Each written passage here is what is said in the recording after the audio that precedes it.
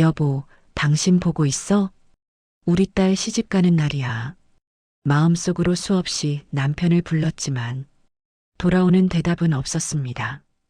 딸 세린의 결혼식이 시작되기 30분 전, 정혜부는 예식장 입구에서 하객들을 맞이하고 있었어요.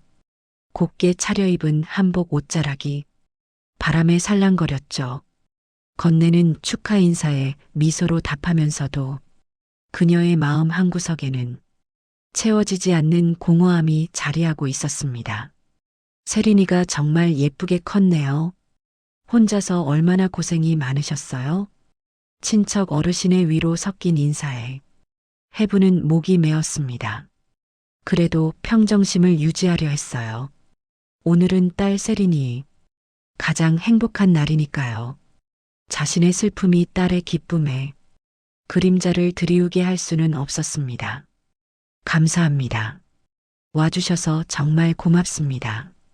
똑같은 인사말을 수십 번 반복하면서도 해부는 문득문득 옆을 돌아보곤 했습니다.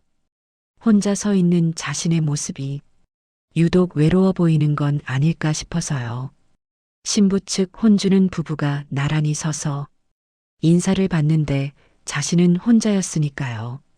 예식장 로비의 샹들리에가 화려한 빛을 뿜어냈지만 그 빛조차 해분의 마음속 어둠을 밝히지는 못했습니다. 10년, 남편과 아들 없이 보낸 세월이 그만큼이나 됐죠. 막내딸 세린이 태어나던 해였습니다. 남편은 심장마비로 갑자기 세상을 떠났고 그날 이후 해분의 삶은 완전히 바뀌었어요.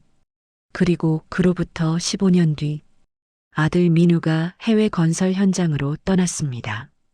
가족을 먹여 살리기 위해서였죠. 하지만 민우는 결국 차가운 빈관에 담겨 돌아왔습니다. 현지에서 교량 붕괴 사고가 났고 시신조차 찾을 수 없었어요.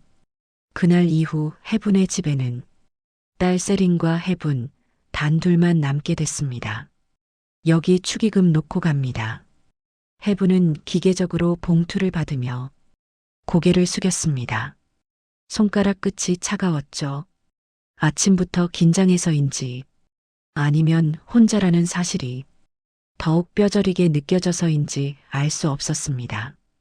청소 일을 하고 새벽에는 요양보호사 일을 하며 세린이를 키웠던 날들이 주마등처럼 스쳐 지나갔습니다. 손은 거칠어지고 허리는 늘 아팠지만 딸만큼은 누구에게 내놓아도 자랑스러운 사람으로 키우겠다는 마음 하나로 버텨왔습니다. 그 덕분인지 세린이는 장학금을 받으며 대학을 다녔고 결국 좋은 회사에 취직했어요.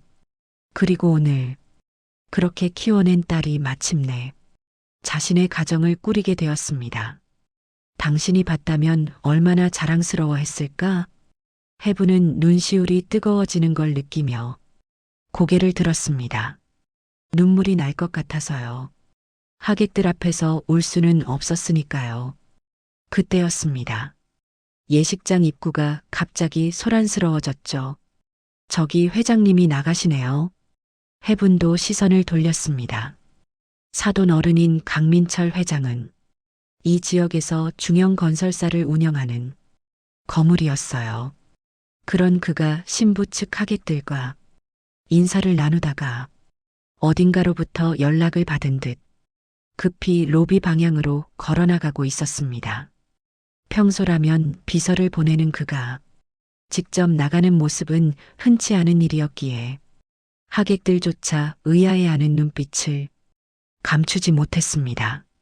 잠시 후 자동문이 열리며 강 회장이 한 중년 남성과 함께 다시 들어섰습니다. 해부는 처음 보는 남성이었지만 강 회장은 그를 극진히 안내하며 예의 바르게 옆자리를 비켜주고 있었습니다. 그 남성은 회색 정장을 말끔히 차려입고 있었고 걸음걸이에는 여유와 품위가 배어 있었습니다. 저분은 누구시지? 해부는 고개를 갸우뚱했습니다. 강 회장 같은 거물이 저렇게 정중하게 대하는 사람이라면 보통 인물은 아닐 텐데요. 두 사람이 점점 가까이 다가왔습니다. 강 회장의 얼굴에는 환한 미소가 번져 있었고 옆에 남성과 무언가 이야기를 나누며 걸어오고 있었죠. 그 남성은 꼿꼿한 자세로 걸으면서도 어딘가 부드러운 인상을 풍겼습니다. 아, 사부인. 강 회장이 해분을 발견하고는 크게 손을 들어 인사했습니다. 해분도 얼른 자세를 고쳐잡고 맞이할 준비를 했죠. 제가 오늘 아주 귀한 손님을 모시고 왔습니다. 강 회장이 옆에 남성을 가리키며 말했습니다. 해분이 무심코 고개를 들어 그 남자의 얼굴을 바라본 순간 마치 번개를 맞은 것 같은 충격이 온몸을 관통했습니다. 숨이 턱 막혔고 다리에서 힘이 스르르 빠져나갔죠. 눈앞이 아득해지면서 현실 감각이 사라지는 듯 했습니다. 그 얼굴, 그 눈빛, 그 체격, 모든 게 너무나도 익숙했습니다. 광대뼈가 살짝 나온 것도, 눈꼬리가 처진 것도, 콧날이 오뚝한 것도, 모든 게 10년 전 자신을 떠났던 아들 윤민우와 똑같았거든요. 아니야. 이건 말도 안 돼. 해부는 자신의 눈을 의심했습니다. 민우는 분명 죽었습니다. 그런데 지금 눈앞에는 그 민우가 아니, 민우와 똑같이 생긴 남자가 멀쩡히 서 있었습니다. 사부인, 이쪽은 싱가포르에서 개발 사업을 하시는 이성훈 부대표님이십니다. 제 생명의 은인이시자 최고의 사업 파트너죠. 강 회장의 소개가 귓가에 울렸지만 해부는 그 남자의 얼굴에서 시선을 떼지 못했습니다. 꿈이 아닐까 싶어 눈을 몇 번이나 깜빡였지만 그는 여전히 그곳에 서 있었죠. 처음 뵙겠습니다, 사모님. 남자가 정중하게 허리를 숙이며 인사했습니다. 그 순간 해분의 온몸에 소름이 돋았죠. 목소리까지 민우와 똑같았거든요. 낮고 부드러운 음성, 정중하면서도 따뜻한 어조까지 완벽하게 일치했습니다. 해부는 입을 열려 했지만 목구멍이 막힌 것처럼 아무 소리도 나오지 않았습니다. 가슴이 터질 것 같이 뛰었고 손끝은 미세하게 떨렸죠. 민우야, 정말 너니? 마음속으로 외쳤지만 그 남자의 눈빛에는 아무런 알아봄도 없었습니다. 마치 처음 보는 사람을 대하듯 정중하고 낯선 눈빛이었죠. 아, 네. 반갑습니다. 해분이 간신히 입을 열었을 때 목소리가 갈라지고 있었습니다. 강 회장은 해분이 긴장한 줄로만 알고 호탕하게 웃었죠. 아, 사부인께서 많이 긴장하신 것 같네요. 아무래도 따님 결혼식이니까요. 네, 그런 것 같습니다. 해부는 억지로 미소를 지으려 했지만 얼굴 근육이 제대로 움직이지 않았습니다. 이성훈이라고 소개된 그 남자는 여전히 정중한 미소를 짓고 있었죠. 그럼 먼저 들어가 계시죠? 곧 식이 시작될 테니까요. 강 회장이 성훈과 함께 예식장 안으로 들어가려 했습니다. 해부는 그들의 뒷모습을 멍하니 바라봤죠. 걸음걸이마저 민우와 똑같았습니다. 오른쪽 어깨가 살짝 앞으로 나가는 것도 팔을 흔드는 각도도 모든 게 일치했거든요. 어떻게 이런 일이. 해부는 현관 기둥을 잡고 간신히 몸을 지탱했습니다. 다리가 후들거려 주저앉을 것 같았거든요. 10년이라는 세월이 한순간에 무너져 내리는 것 같았습니다. 죽은 아들이 살아 돌아왔는데 정작 자신을 전혀 알아보지 못한다니, 다른 이름으로 다른 사람이 되어 나타났다니, 이것이 현실인지 악몽인지 분간이 되지 않았습니다. 예식 시작을 알리는 웨딩 마치가 울려 퍼졌습니다. 해부는 비틀거리는 걸음으로 예식장 안으로 들어갔죠. 혼주석에 홀로 앉아야 한다는 사실보다 지금 이 상황이 더 견디기 힘들었습니다. 내가 미쳐가는 걸까? 너무 그리워서 헛것을 보는 걸까? 해부는 두 손으로 얼굴을 감쌌습니다. 꿈인지 현실인지 모를 결혼식이 시작되고 있었죠. 눈앞에서 주례 회사가 진행되고 있었지만 그녀의 머릿속은 온통 다른 생각으로 가득했죠. 정말 민우가 맞을까? 아니면 그저 닮은 사람일 뿐일까? 해분의 시선은 자꾸만 신랑 측 하객석으로 향했습니다. 사돈인 강 회장 바로 뒤에 앉은 성운의 옆모습이 보였죠. 곧게 세운 어깨, 턱을 살짝 들고 앉은 자세, 그리고 무언가에 집중할 때 미간을 살짝 찌푸리는 버릇까지 모든 게 아들 민우와 똑같았습니다. 그때 갑자기 10년 전 그날의 기억이 생생하게 떠올랐습니다. 요양원에서 일하던 때였죠.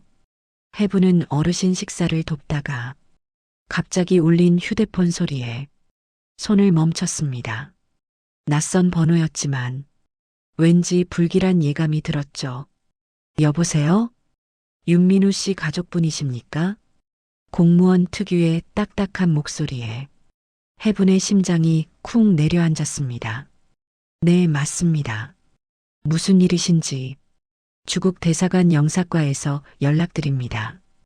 윤민우 씨가 현지에서 교량 붕괴 사고로 사망하셨습니다. 그 순간 해분의 손에서 휴대폰이 미끄러져 떨어졌습니다. 바닥에 부딪혀 산산조각 난 휴대폰처럼 그녀의 삶도 그날 산산조각이 났죠. 시신이 심하게 훼손되어 확인은 어려웠지만 소지품으로 신원을 확인했습니다. 지갑과 여권이 든 가방이 나왔습니다. 해부는 그 자리에 주저앉아 말도 안 되는 소리라며 부정했지만 현실은 잔인했습니다. 얼마 후 빈관에 담겨 돌아온 아들. 해부는 처음으로 하늘을 원망했죠. 장례식장에서 대학생이 된 세린이가 오빠의 영정 사진을 들고 있던 모습이 아직도 눈에 선했습니다. 아직 어린 나이에 상주가 되어야 했던 동생은 입술을 꽉 깨물며 눈물을 참고 있었죠. 세린아, 울어도 돼. 오빠한테 마지막 인사해. 하지만 세린이는 고개를 저었습니다. 안 울어요. 제가 울면 엄마도 우실 거잖아요. 그 말에 해부는 딸을 꼭 안고 함께 울었습니다. 20살 소녀가 하루아침에 어른이 되어야 했던 그날의 아픔이 지금도 가슴을 저었죠. 장례가 끝나고 현실은 더욱 가혹했습니다. 민우의 수입이 끊기자 당장 생활비가 막막했거든요. 엄마, 나 휴학할게요. 아르바이트에서 학비 벌게요. 20살 세린이가 어머니를 위로했습니다. 아니야. 넌 공부만 해. 엄마가 어떻게든 할게. 그날 밤 해부는 세린의 어깨를 꽉 잡고 말했죠. 세린아, 오빠 없어도 기죽지 마. 엄마가 어떻게든 너 대학까지 보낼 거야. 약속해. 그 약속을 지키기 위해 해부는 닥치는 대로 일을 했습니다. 낮에는 청소를 하고 새벽에는 요양보호 일을 하며 돈을 모았죠. 손은 거칠어지고 허리는 아팠지만 딸이 공부에만 전념할 수 있도록 뒷바라지했습니다. 그리고 지금 세린이는 어엿한 회사원이 되어 결혼식을 올리고 있었습니다. 신랑 신부의 아름다운 미래를 축복하며 주례사가 계속되는 동안 해부는 다시 현실로 돌아왔습니다. 하지만 여전히 집중할 수가 없었죠.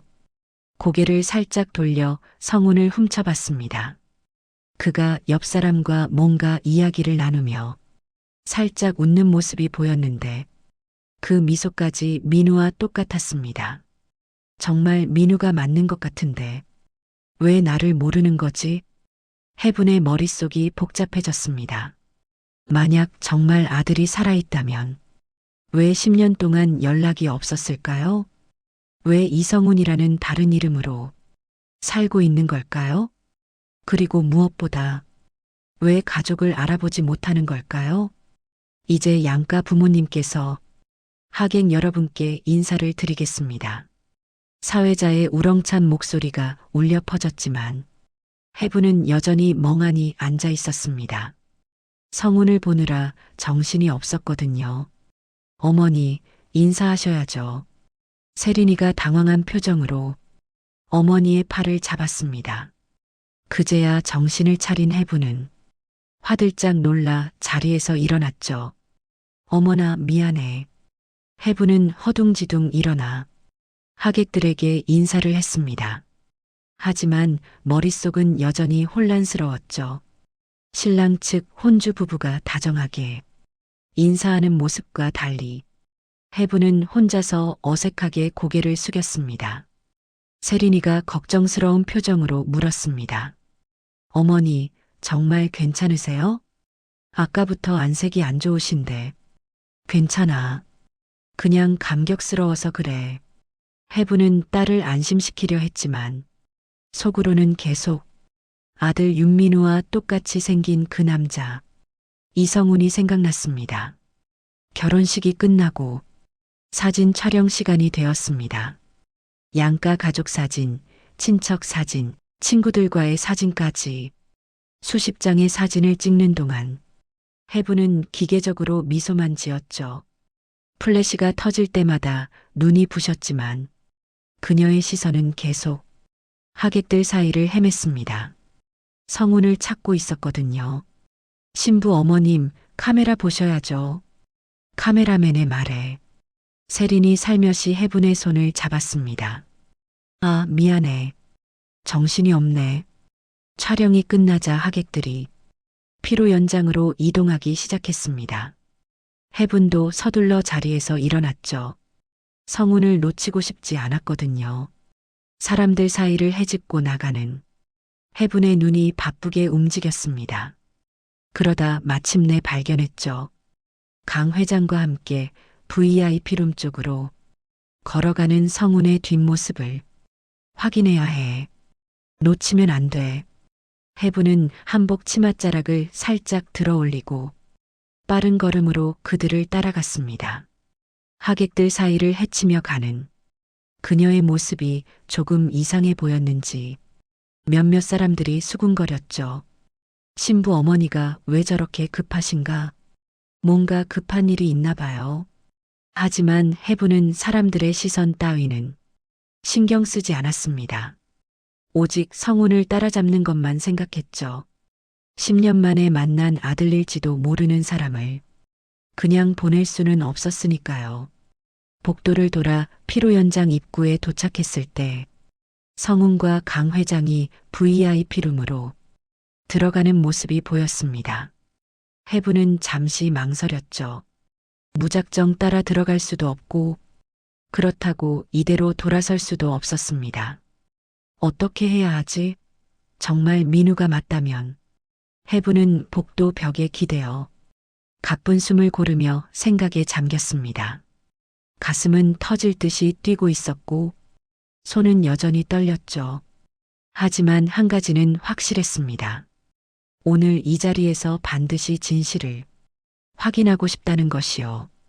그때 누군가 해분의 어깨를 톡톡 건드렸습니다. 어머님, 여기서 뭐 하세요? 피로연 시작했는데요. 돌아보니 세린이의 친구가 서 있었습니다. 아, 그래. 금방 들어갈게. 해부는 마지막으로 VIP룸 문을 바라봤습니다. 저 문 너머에 있을 이성훈.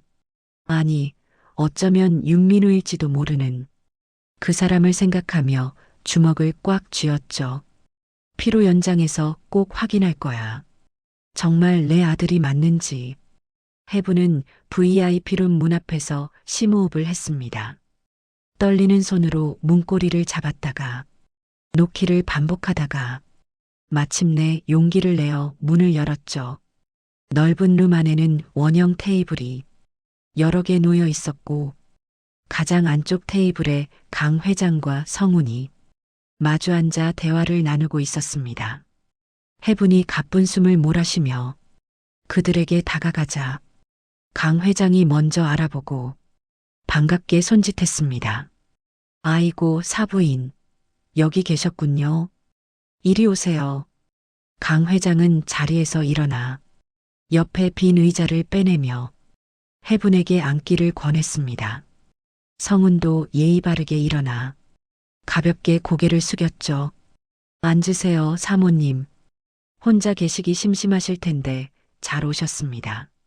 그 정중한 말투와 부드러운 음성이 또다시 해분의 가슴을 저리게 했습니다. 민우도 늘 이렇게 예의 바르고 다정한 사람이었거든요. 감사합니다. 신랑이 안 된다면 해분은 떨리는 마음을 애써 감추며 자리에 앉았습니다. 성운과의 거리가 불과 한 팔 정도밖에 되지 않았죠. 이 친구도 싱가포르에서 오느라 제대로 못 먹었을 텐데 같이 드시죠? 네, 그러죠.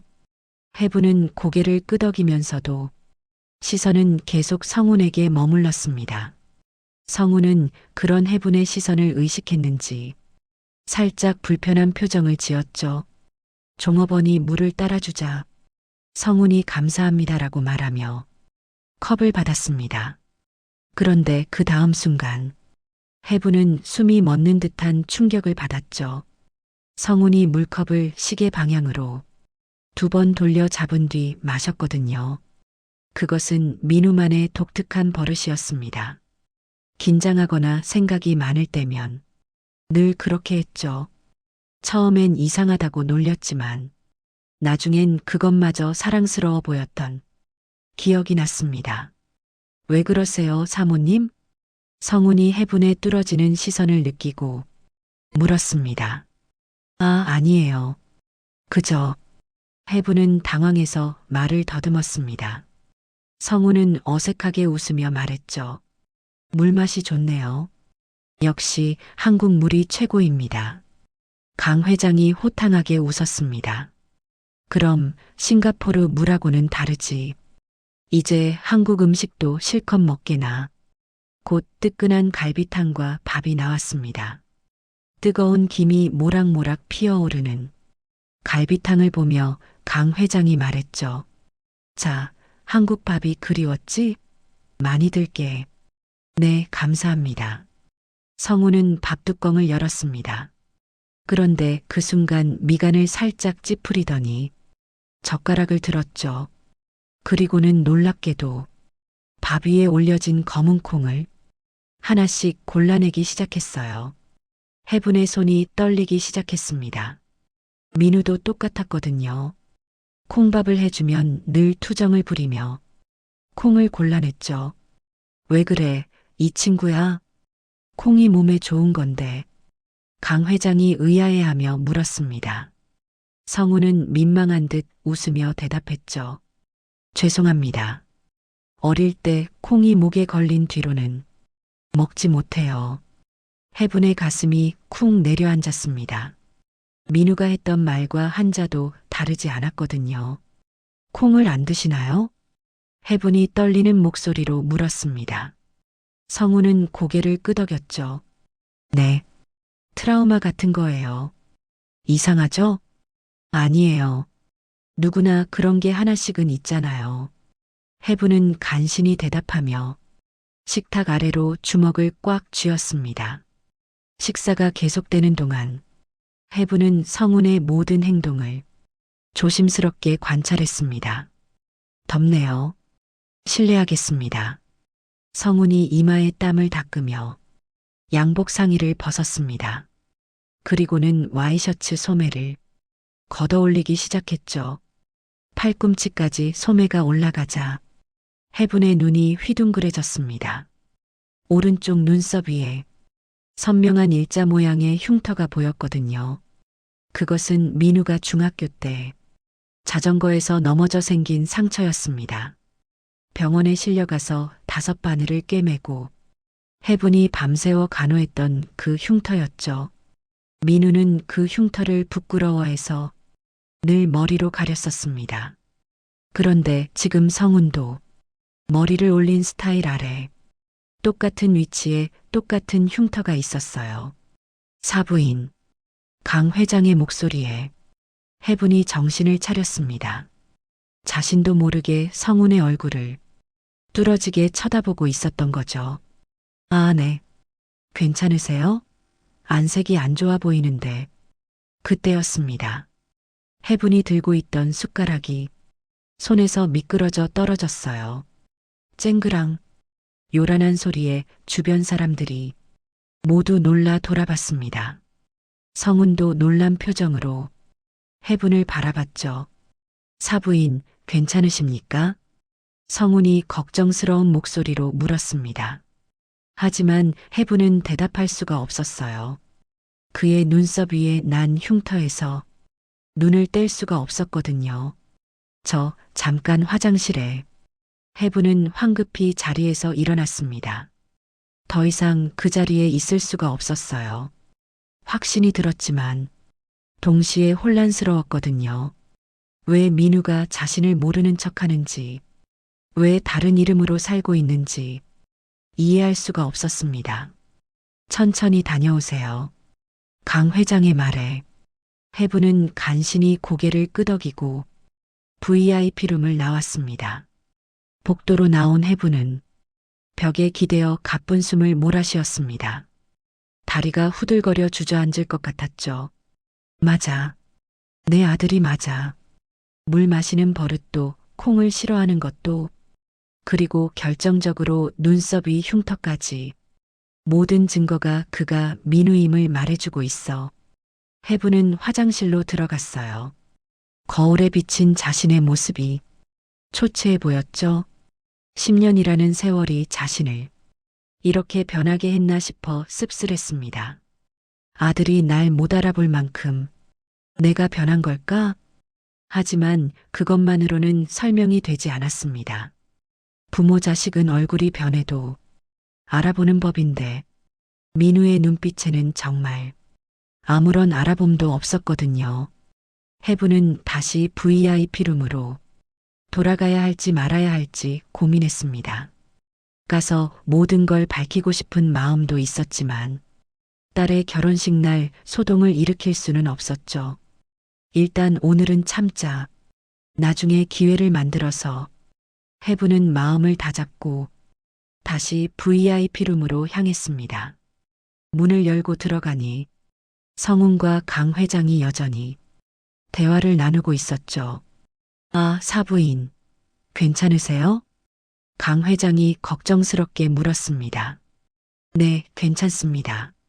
그저 좀 어지러워서 아무래도 따님 결혼식이라 신경을 많이 쓰셨나 봐요. 해분은 이제 성운을 제대로 쳐다볼 수가 없었습니다. 그의 정체를 확신하게 된 지금 모든 게 달라 보였거든요. 저는 이만 자리를 비워야겠습니다. 해분이 조심스럽게 말했습니다. 아, 그럼요. 어서 가보세요. 강 회장이 이해한다는 듯 고개를 끄덕였습니다. 성운도 일어서며 정중히 인사했죠. 들어가세요, 사모님. 만나 뵙게 되어 반가웠습니다. 그 말에 해분은 가슴이 찢어지는 듯 했습니다. 반가웠다니. 어머니에게 처음 만난 사람처럼 하는 인사라니. 네, 저도 반가웠습니다. 해분은 간신히 대답한 뒤 살짝 머뭇거리다 강 회장을 향해 힘겹게 웃었습니다. 저 사돈 어른은 나중에 잠시만 뵐 수 있을까요? 드릴 말씀이 있어서요. 순간 강 회장의 표정에 잠깐 놀람이 스쳤지만 곧 부드럽게 미소를 지었습니다. 그럼요, 사부인 말씀만 하세요. 언제든 제가 시간 내겠습니다. 감사합니다, 사돈 어른. 해분은 고개를 숙이고 VIP룸을 나왔습니다. 복도를 걸으며 눈물이 흘러내렸지만 손등으로 재빨리 닦았죠. 가슴속에는 거대한 폭풍이 몰아치고 있었습니다. 어떻게 해야 하지? 정말 어떻게 해야? 결혼식이 끝나고 피로연까지 무사히 마친 뒤였습니다. 하객들이 하나둘씩 돌아가고 세린이와 신랑도 신혼여행을 위해 공항으로 떠났죠. 예식장이 서서히 비어가는 가운데 해분은 로비 한쪽에서 강 회장을 기다리고 있었습니다. 사부인, 기다리셨습니까? 강 회장이 다가오며 물었습니다. 해부는 긴장된 표정으로 일어섰죠. 네, 사돈 어른. 바쁘신데 시간 내주셔서 감사합니다. 아이고, 뭘 그러세요? 이제 사돈간인데 당연하죠. 무슨 말씀하실 게 있다고 하셨는데. 두 사람은 예식장 카페로 자리를 옮겼습니다. 조용한 구석 테이블에 마주 앉자. 해부는 떨리는 손으로 차잔을 잡았죠. 사돈 어른, 제가 여쭤볼 게 있어서요. 아까 그 이성훈 부대표님 말입니다. 아, 성훈? 왜요? 무슨 문제라도 있습니까? 강 회장이 의아한 표정을 지었습니다. 해부는 심호흡을 하고 조심스럽게 물었죠. 그분과는 어떤 관계이신지, 그리고 그분의 과거에 대해 좀 알 수 있을까요? 강 회장의 눈빛이 잠시 흔들렸습니다. 무언가 숨기는 듯한 표정이었죠. 왜 갑자기 성훈 과거를 물으시죠? 그냥 사돈 어른께서 생명의 은인이라고 하셔서요. 어떤 일이 있으셨는지 궁금해서. 해부는 애써 평정심을 유지하려 했지만 목소리가 떨리고 있었습니다. 강 회장은 잠시 해분을 바라보다가 천천히 입을 열었죠. 그래요, 사부인께서 물으시니 말씀드리죠. 성우는 정말 제 생명의 은인이 맞습니다. 그리고 지금은 제 최고의 사업 파트너이기도 하고요. 강 회장은 커피를 한 모금 마신 뒤 이야기를 시작했습니다. 7년 전이었어요. 제가 해외 건설 현장에서 교량 붕괴 사고를 당했을 때였죠. 해부는 숨을 죽이고 강 회장의 말에 귀를 기울였습니다. 현장에서 철골이 무너지는데 하필 제가 그 아래 있었어요. 순간 누군가 저를 확 밀쳐냈는데 그게 바로 성훈이었습니다. 강 회장은 잠시 말을 멈추고 그날을 떠올렸습니다. 자기 몸을 날려서 저를 구했어요. 대신 성훈이 철골에 맞아 크게 다쳤죠. 병원에 실려가면서도 정신을 잃지 않고 제 손을 꼭 잡고 있더라고요. 그때 결심했습니다. 이 사람을 제가 책임지겠다고. 해분의 눈에 눈물이 맺혔습니다. 기억을 잃었어도 남을 구하는 그 성품은 변하지 않았구나 싶어서요. 그 후로 어떻게 되셨나요? 제가 신분을 만들어줬어요. 이성훈이라는 이름도 제가 지어준 거고요. 그리고 제대로 일을 가르치기 시작했죠. 그런데 이 친구가 천재더라고요. 강 회장의 얼굴에 감탄이 어렸습니다. 건설 현장 관리부터 시작해서 경영, 회계, 심지어 외국어까지 놀라운 속도로 익혔어요. 3년 만에 제 오른팔이 됐고 5년 뒤에는 회사가 위기에 빠졌을 때 획기적인 아이디어로 구해냈죠. 대단하네요. 그때 제가 말했어요. 이제 독립해서 자기 회사를 차리라고. 제가 초기 자금을 대줬고 성우는 그걸로 작은 개발회사를 시작했어요. 그리고 지금은 강 회장이 자랑스러운 표정으로 말을 이었습니다. 싱가포르에서 5손가락 안에 드는 개발회사 부대표가 됐죠. 제 회사와도 파트너십을 맺고 있고요. 정말 대단한 사람입니다. 해부는 복잡한 심정으로 강 회장의 이야기를 들었습니다. 아들이 살아있다는 기쁨과 동시에 자신과 딸을 전혀 기억하지 못한다는 슬픔이 교차했죠. 그런데 사부인 강 회장이 갑자기 진지한 표정으로 해분을 바라봤습니다. 왜 이런 걸 물으시는 거죠? 혹시 성훈을 아시는 겁니까? 해분은 순간 당황했지만 애써 침착하게 대답했습니다. 아니요. 그냥 신기해서요. 기억을 잃은 분이 그렇게 성공하셨다니. 강 회장은 의심스러운 눈빛으로 해분을 바라봤지만 더 이상 추궁하지는 않았습니다. 아, 그리고 사돈 어른. 해분이 조심스럽게 말을 꺼냈습니다. 이성훈 부대표님께서 언제까지 한국에 계신가요? 사흘 뒤에 다시 싱가포르로 돌아간다고 했어요. 워낙 바쁜 사람이라 이번에도 겨우 시간 내서 온 거죠. 사흘. 해분에게 주어진 시간은 그것뿐이었습니다. 그 안에 어떻게든 민우의 기억을 되찾게 해야 했죠. 사돈 어른, 부탁이 하나 있습니다. 해분이 간절한 눈빛으로 강 회장을 바라봤습니다. 뭔데요? 이성훈 부대표님께 제가 차라도 한 잔 대접하고 싶은데요. 사돈 어른의 은인이시니 저도 감사 인사를 드리고 싶어서요. 강 회장이 의아한 표정을 지었습니다. 글쎄요. 성훈이 시간이 있을지 부탁드립니다. 사돈 어른. 꼭 한 번만이라도 만나고 싶어요. 해분의 간절한 목소리에 강 회장은 잠시 생각하다가 고개를 끄덕였습니다. 알겠습니다. 제가 한번 물어보죠. 강 회장은 뭔가 석연치 않은 표정이었지만 더 이상 묻지는 않았습니다. 성훈이 시간이 되는 대로 자리를 마련해 보겠습니다. 정말 감사합니다. 사돈 어른. 해분은 일어서며 깊이 인사했습니다.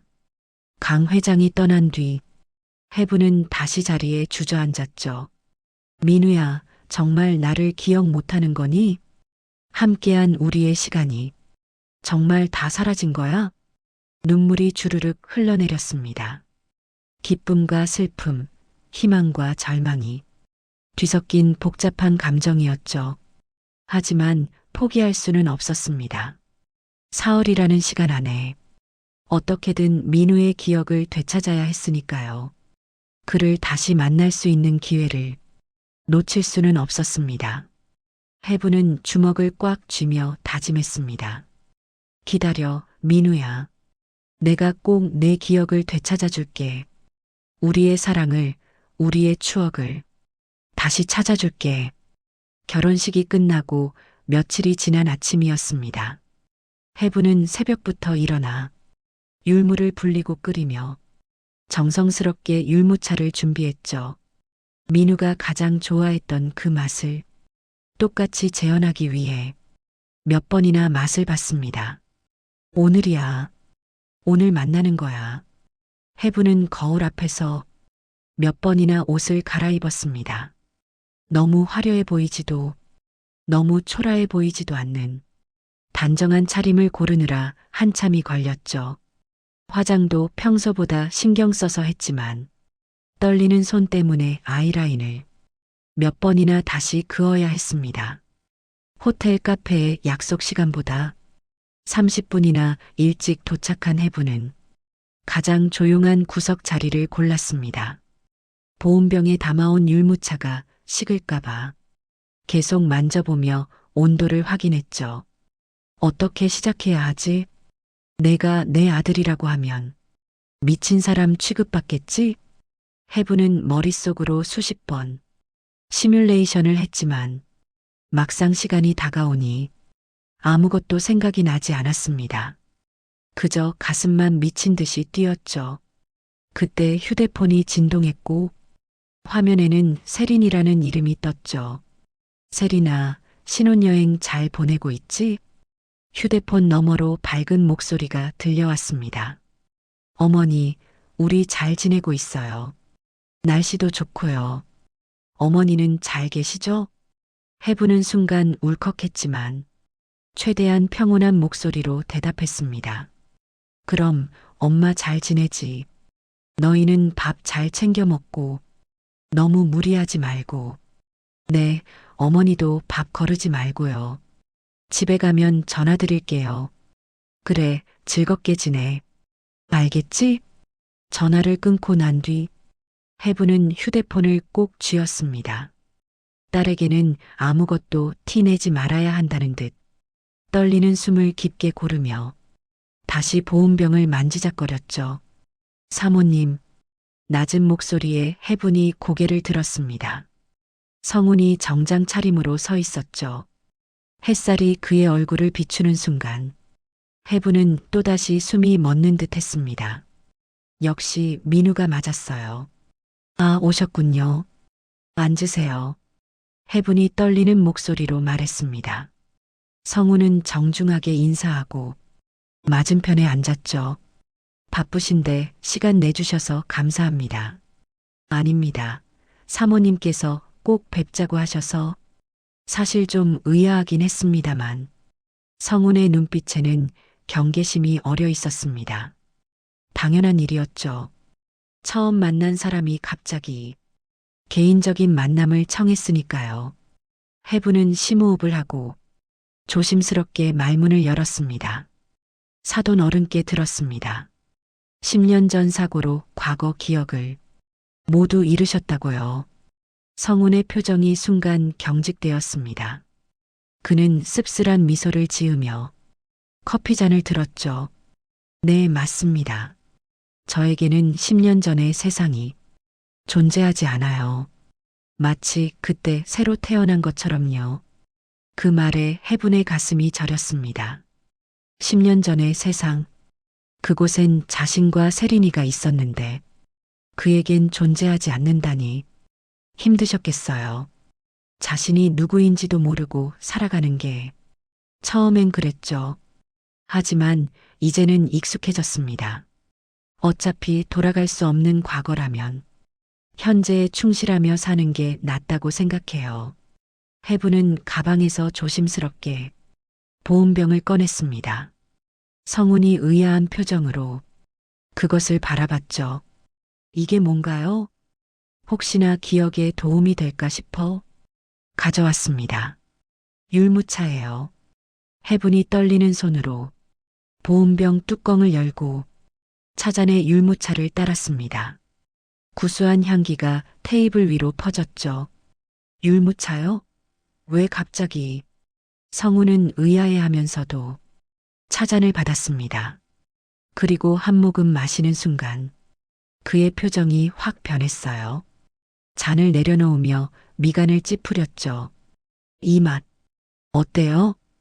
해분이 조심스럽게 물었습니다. 성우는 다시 한 모금 마시고는 고개를 갸웃거렸어요. 이상하게 낯설지가 않네요.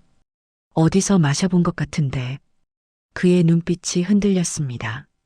무언가를 더듬으려는 듯 허공을 바라봤죠. 누군가 이런 차를 자주 끓여줬던 것 같은데. 아니, 그럴 리가 없죠. 제가 기억하는 건 10년 전부터니까. 해분은 눈물이 날 것 같았지만 꼭 참았습니다. 민우의 몸은 기억하고 있었어요. 매일 아침 끓여주던 그 율무차의 맛을. 부대표님, 해분이 용기를 내어 말했습니다. 혹시 한국에 가족이 있었다면 찾고 싶지 않으신가요? 성우는 창밖을 응시하며 한숨을 내쉬었습니다. 처음엔 찾고 싶었죠. 내가 누구인지, 어디서 왔는지, 누가 나를 기다리고 있는지. 하지만, 그리고 그는 잠시 말을 멈추고 씁쓸하게 웃었습니다. 아무런 단서가 없었어요. 그리고 저를 찾는 사람이 있었다면 진작 나타났겠죠. 10년이나 지났는데 아무도 없었다는 건 저한테 가족이 없었거나 이미 다 포기했다는 뜻 아니겠어요? 그게 아니에요. 해분이 나도 모르게 목소리를 높였습니다. 성운이 놀란 표정으로 그녀를 바라봤죠. 죄송합니다. 그냥 어떤 사정이 있었을 수도 있잖아요. 가족들이 당신이 죽은 줄 알았다거나. 사모님은 왜 이런 걸 물으시는 거죠? 성운의 눈빛이 날카로워졌습니다. 해분은 숨을 깊이 들이쉬고 마침내 결심했죠. 제가 도와드릴 수 있어요. 네, 당신이 누구인지 제가 알려드릴 수 있다고요. 성우는 어이없다는 표정을 지었습니다. 사모님, 우리는 오늘 두 번째 만나는 사이인데 당신 오른쪽 눈썹 위에 흉터 제가 알아요. 해분이 성운의 눈을 똑바로 바라보며 말했습니다. 순간 성운의 얼굴이 굳어졌죠. 그는 반사적으로 오른쪽 눈썹을 손으로 만졌습니다. 어떻게 그걸 아십니까? 일자 모양의 긴 흉터죠. 자전거에서 넘어져서 생긴. 성운의 눈이 휘둥그레졌습니다. 그는 의자에서 벌떡 일어섰다가 다시 앉았어요. 완전히 당황한 표정이었죠. 도대체 누구십니까? 절 어떻게 아시는 거죠? 해부는 눈물이 글썽이는 눈으로 그를 바라봤습니다. 딱 하루만 저를 믿고 따라와 주세요. 당신이 누구인지 증명해 보일게요. 이건 말도 안 돼요. 처음 만난 사람이 처음이 아니에요. 해분이 단호하게 말했습니다. 우리는 처음 만난 게 아니에요. 단지 당신이 기억하지 못할 뿐이죠. 성우는 혼란스러운 표정으로 해분을 바라봤습니다. 이성적으로는 거절해야 한다고 생각했지만 왠지 모르게 이 여인의 말을 믿고 싶었어요. 특히 그 율무차의 향기가 자꾸만 무언가를 떠올리게 했죠. 하루만 시간을 주세요. 그래도 아무것도 기억나지 않으면 다시는 찾아오지 않을게요. 해분의 눈에 눈물이 맺혔습니다. 그 간절한 눈빛에 성우는 결국 고개를 끄덕였죠. 좋습니다. 하지만 오늘 하루뿐입니다. 감사합니다. 정말 감사합니다. 해분은 급히 자리에서 일어났습니다. 성운도 따라 일어나며 물었죠. 어디로 가는 겁니까? 집으로요. 당신이 살았던 집으로. 두 사람은 호텔을 나와 주차장으로 향했습니다. 해분이 차 키를 꺼내자 성운이 말했어요. 제가 운전할까요? 손이 많이 떨리시는 것 같은데. 괜찮아요. 길을 아니까 제가 할게요. 해분은 운전석에 앉아 시동을 걸었습니다. 성운이 조수석에 앉자 차 안에는 묘한 긴장감이 흘렀죠. 해분은 성운을 훔쳐봤습니다. 불안한 표정으로 창밖을 보는 그의 모습이 왠지 안쓰러웠어요. 멀어요? 아니요. 성북동이니까 30분이면 돼요. 차는 도심을 벗어나 성북동으로 향했습니다. 가는 내내 두 사람은 아무 말도 하지 않았어요. 성우는 지나가는 풍경을 보며 무언가를 떠올리려 애쓰는 듯 했고, 해부는 떨리는 마음을 진정시키려 핸들을 꽉 잡고 있었죠. 차가 성북동 언덕길 입구에 들어서자 성운의 표정이 미묘하게 변했습니다. 해분이 곁눈질로 그를 살폈어요. 왜 그러세요? 아니, 그냥 이 길이 왠지 낯익은 것 같아서. 성우는 불안하게 눈동자를 굴렸습니다. 무언가가 머릿속을 스치고 지나가는 듯 했지만 명확하게 잡히지는 않았죠. 정말 제가 여기 살았던 겁니까? 네. 10년 전까지는요. 해부는 가슴이 답답해져 넥타이를 느슨하게 푸는 성운을 보며 희망을 품었습니다. 그의 몸은 기억하고 있었어요. 이 길을, 이 동네를, 그리고 어쩌면 자신과의 추억도 기억하고 있을지 몰라요. 조금만 더 가면 우리 집이야. 거기서라면 분명 뭔가 기억날 거야. 해부는 속으로 간절히 기도하며 엑셀러레이터를 밟았습니다.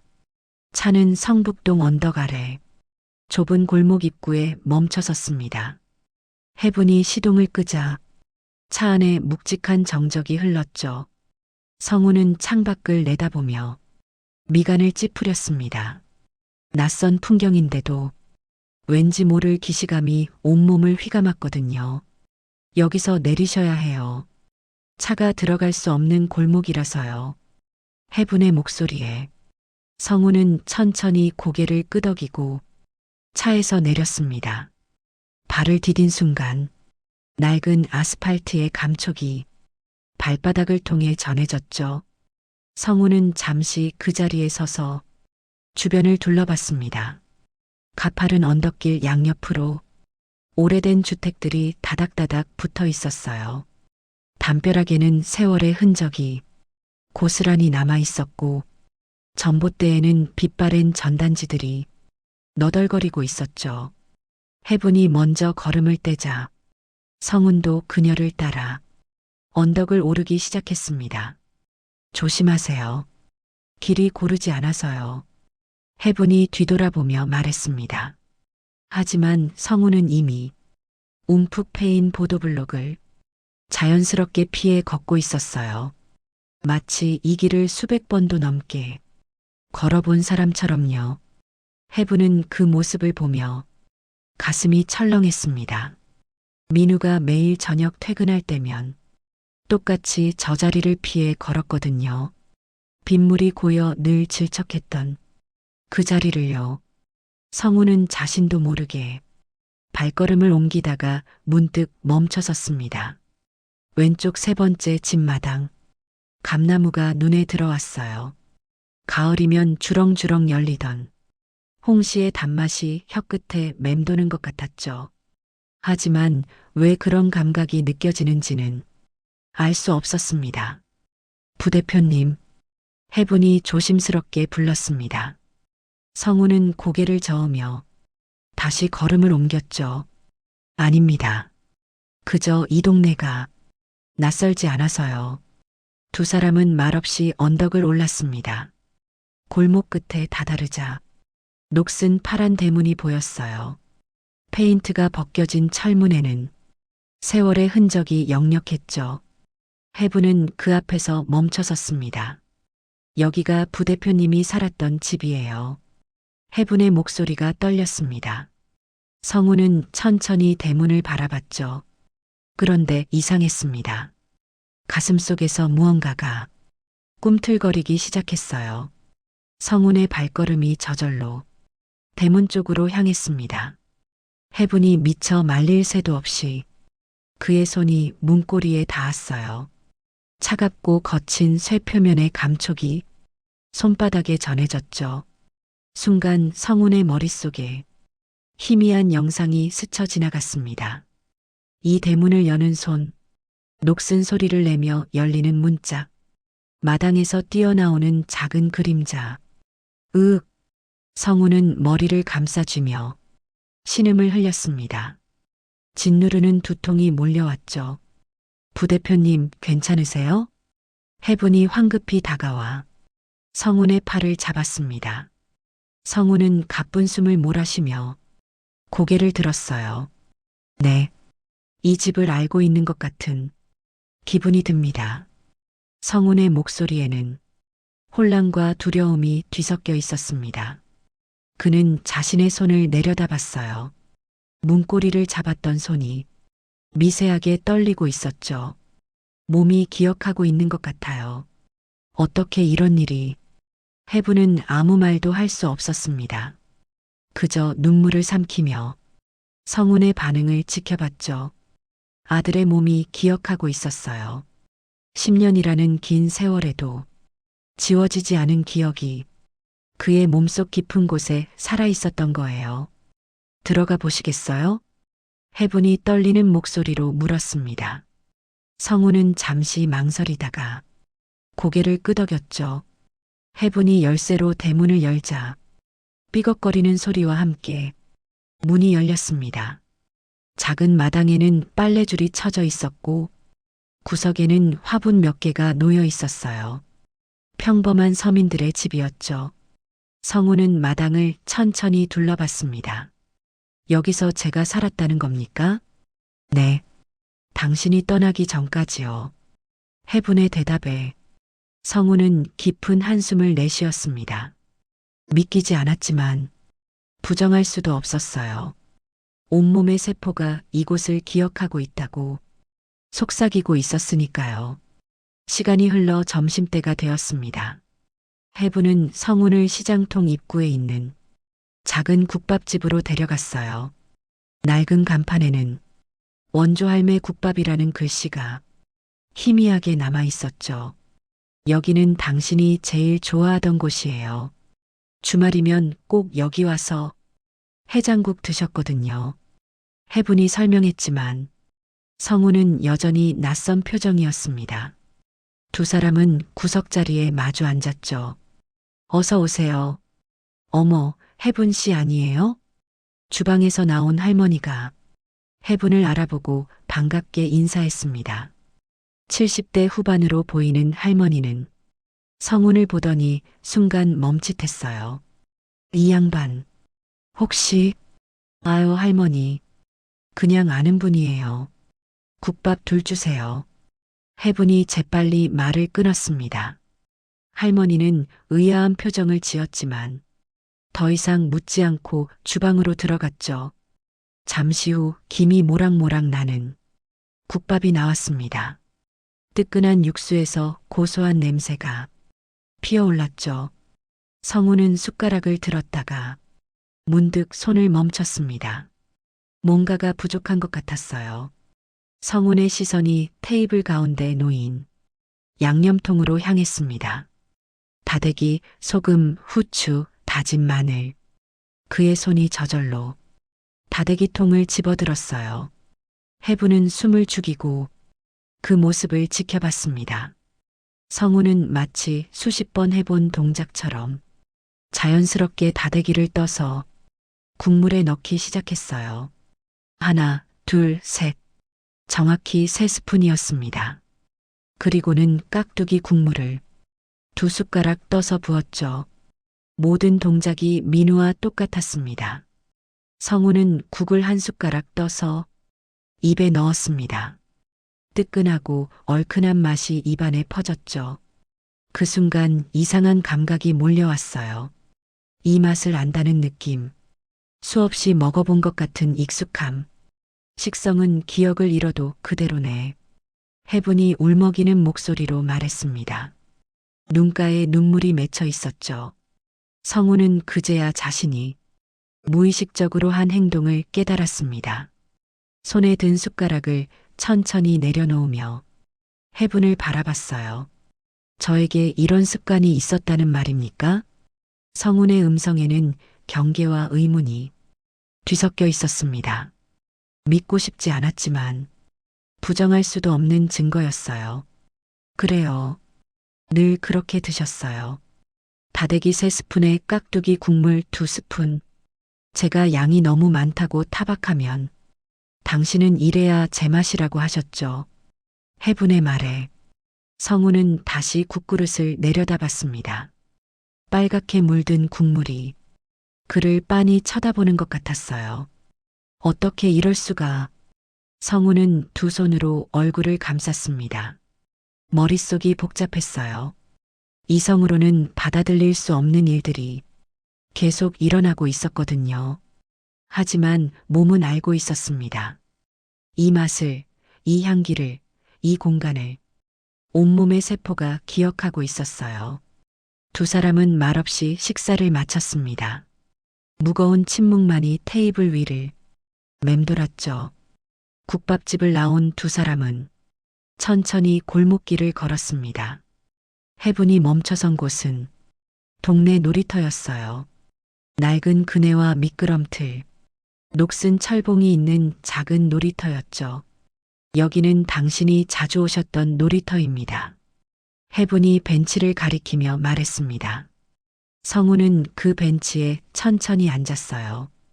해분도 그 옆에 나란히 앉았죠.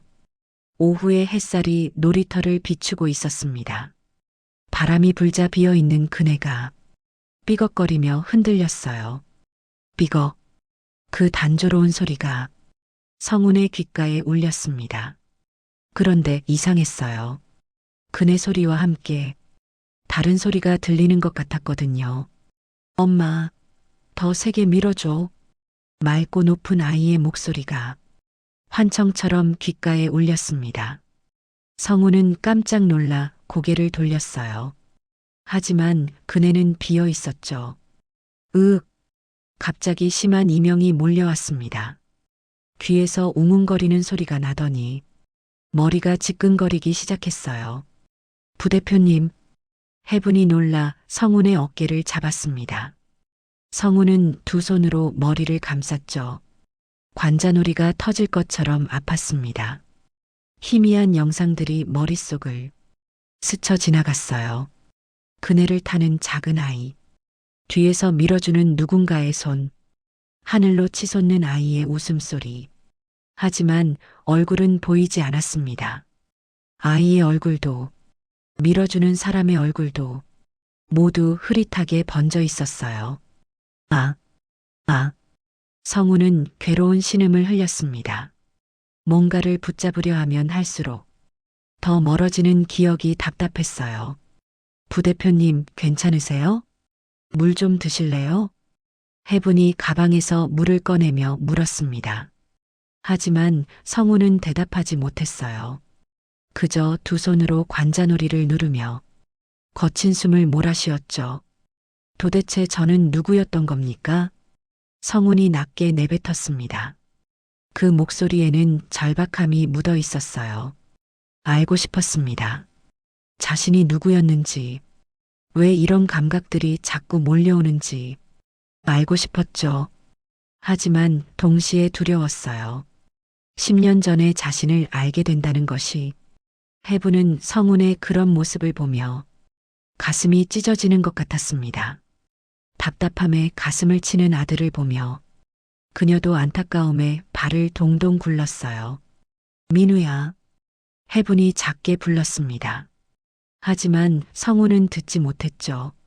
그는 여전히 머리를 감싸쥔 채 고통스러워하고 있었으니까요. 바람이 다시 불었습니다. 그네가 더 세게 흔들리며 삐걱거렸어요. 그 소리는 마치 성운을 부르는 것 같았습니다. 잊혀진 과거가 그를 부르고 있었죠. 하지만 그 목소리는 여전히 희미했습니다. 닿을 듯 말 듯 하면서도 결코 닿지 않는 기억의 파편들. 성우는 그 틈새에서 허우적거리고 있었어요. 두 사람은 한참을 말없이 벤치에 앉아 있었습니다. 그때 해분이 천천히 가방을 열었어요. 손이 너무 떨려서 지퍼를 여는 것조차 쉽지 않았죠.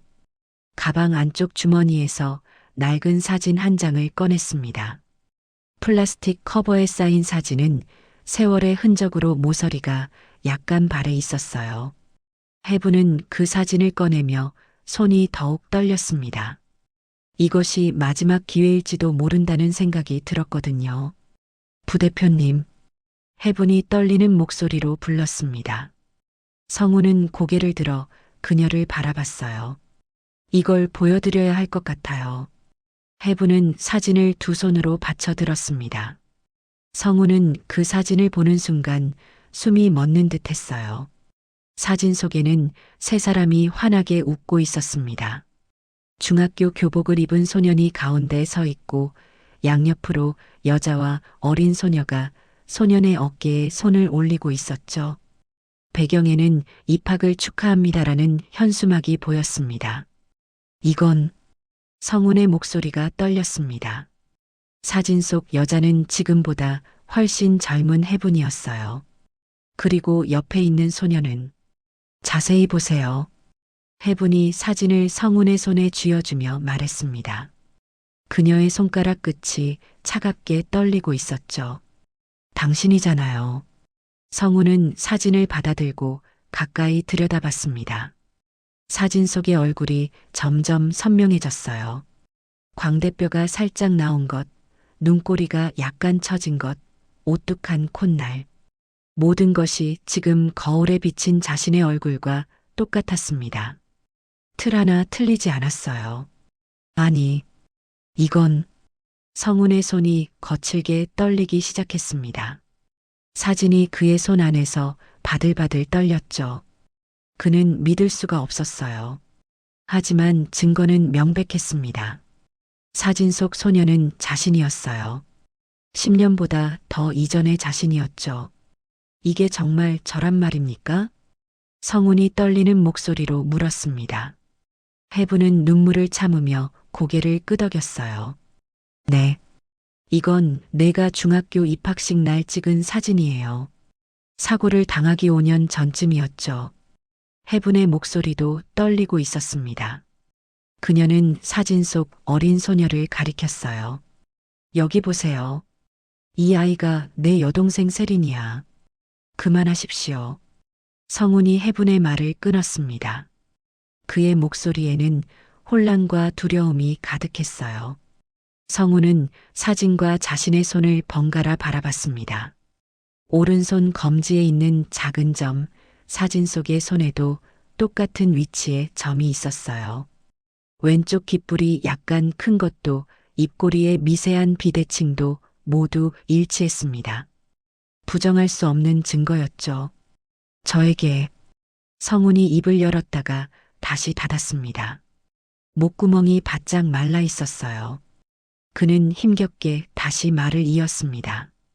저에게 어머니가 여동생이 있었단 말입니까? 그 말이 입 밖으로 나오는 순간 성우는 현실감을 잃는 것 같았습니다. 머리가 핑 도는 것 같았어요. 자신에게 가족이 있었다는 사실, 사랑하는 사람들이 있었다는 사실, 그 모든 게 10년 동안 기억 저편에 묻혀 있었다는 게 믿기지 않았습니다. 해부는 떨리는 손으로 눈물을 닦았습니다. 그리고 성훈의 눈을 똑바로 바라보며 말했어요. 맞아. 해분의 목소리는 작았지만 단호했습니다. 넌 내 아들이야. 윤민우. 그게 내 이름이야. 성훈의 동공이 거칠게 흔들렸습니다. 윤민우. 그 이름을 듣는 순간 가슴 깊은 곳에서 무언가가 울렸어요.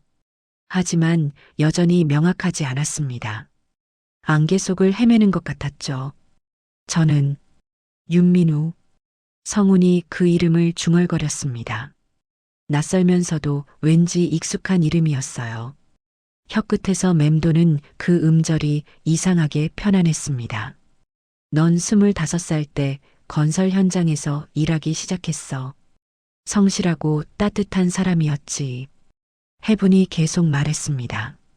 목이 메어 말이 잘 나오지 않았지만 멈출 수 없었어요. 매일 저녁 퇴근하면 세린이를 안아 올리고 빙글빙글 돌렸어. 그럼 세린이가 까르르 웃으면서 그만하십시오. 성훈이 소리쳤습니다. 그의 목소리에는 절박함이 묻어 있었어요. 더 이상 들을 수가 없었습니다. 들으면 들을수록 가슴이 찢어지는 것 같았거든요. 성훈은 벤치에서 일어섰습니다. 비틀거리는 걸음으로 몇 발자국 물러났어요. 사진은 여전히 그의 손에 꽉 쥐어져 있었죠. 사진 속 소녀는 행복해 보입니다. 성훈이 떨리는 목소리로 말했습니다.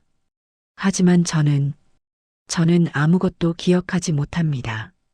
여동생의 얼굴도 당신의 목소리도 우리가 함께했다는 시간도 아무것도. 성훈의 목소리가 점점 작아졌습니다.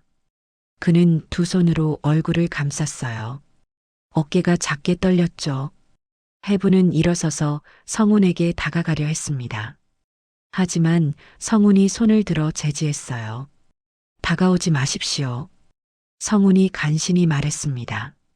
그의 목소리는 이제 거의 들릴 듯 말 듯 했어요. 지금은 아무것도 정리가 되지 않습니다. 성훈은 천천히 뒤로 물러섰습니다. 한 걸음, 두 걸음. 해분과의 거리가 점점 멀어졌어요. 10년을 다른 사람으로 살아왔습니다. 이성훈으로 살아왔어요. 그런데 지금 당신은 제가 윤민우라고 하십니다. 어머니와 여동생이 있었다고 하십니다. 성훈의 목소리가 갈라졌습니다. 어느 것이 진짜입니까? 이성훈이 진짜입니까? 윤민우가 진짜입니까? 저는 도대체 누구란 말입니까? 그 외침에는 깊은 고통이 담겨 있었습니다. 정체성의 혼란, 자신이 누구인지 알 수 없다는 공포, 그 모든 게 성훈을 짓누르고 있었어요. 해부는 더 이상 참을 수 없었습니다. 눈물이 주르륵 흘러내렸어요. 넌 윤민우야. 내 아들이야. 10년 전 사고로 기억을 잃었을 뿐이야. 하지만 넌 여전히 윤민우야. 해분의 목소리는 떨렸지만 확고했습니다. 내 몸이 기억하고 있잖아. 이 집을, 이 동네를, 국밥 먹는 습관을, 모든 걸 기억하고 있잖아. 하지만 성우는 고개를 저었습니다. 몸이 기억한다고 해서 제가 그 사람이 되는 건 아닙니다. 성우는 가슴을 쳤습니다. 여기에 아무것도 없어요. 당신이 말하는 그 추억도 사랑도 아무것도 느껴지지 않습니다. 그저 텅 비어 있을 뿐이에요. 그 말에 해분의 가슴이 무너졌습니다. 아들이 자신 앞에 서 있는데 그는 자신을 기억하지 못했어요. 함께했던 모든 순간이 나눴던 모든 사랑이 그에게는 존재하지 않았죠. 잠시만. 성훈이 낮은 목소리로 말했습니다. 시간을 주십시오. 제 머릿속이 너무 복잡합니다. 정리가 필요합니다. 성훈은 사진을 꽉 쥔 채 몸을 돌렸습니다. 놀이터 출구 쪽으로 걸음을 옮기기 시작했어요. 걸음걸이가 불안정했습니다. 마치 중심을 잃은 사람처럼요.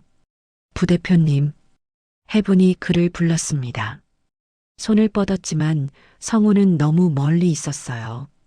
제발 가지 마세요. 제가 도와드릴게요. 기억을 되찾을 수 있도록. 하지만 성우는 멈추지 않았습니다. 그는 계속 걸었어요. 비틀거리면서도 앞으로만 나아갔죠. 해분은 그 뒷모습을 바라보며 한 걸음도 옮기지 못했습니다.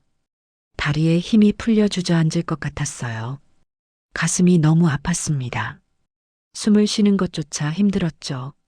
성훈의 모습이 점점 작아졌습니다. 놀이터 출구를 지나 골목길로 사라져가고 있었어요. 그는 사진을 꽉 쥔 채 방향도 제대로 잡지 못한 듯 휘청거리며 걸었습니다. 민우야.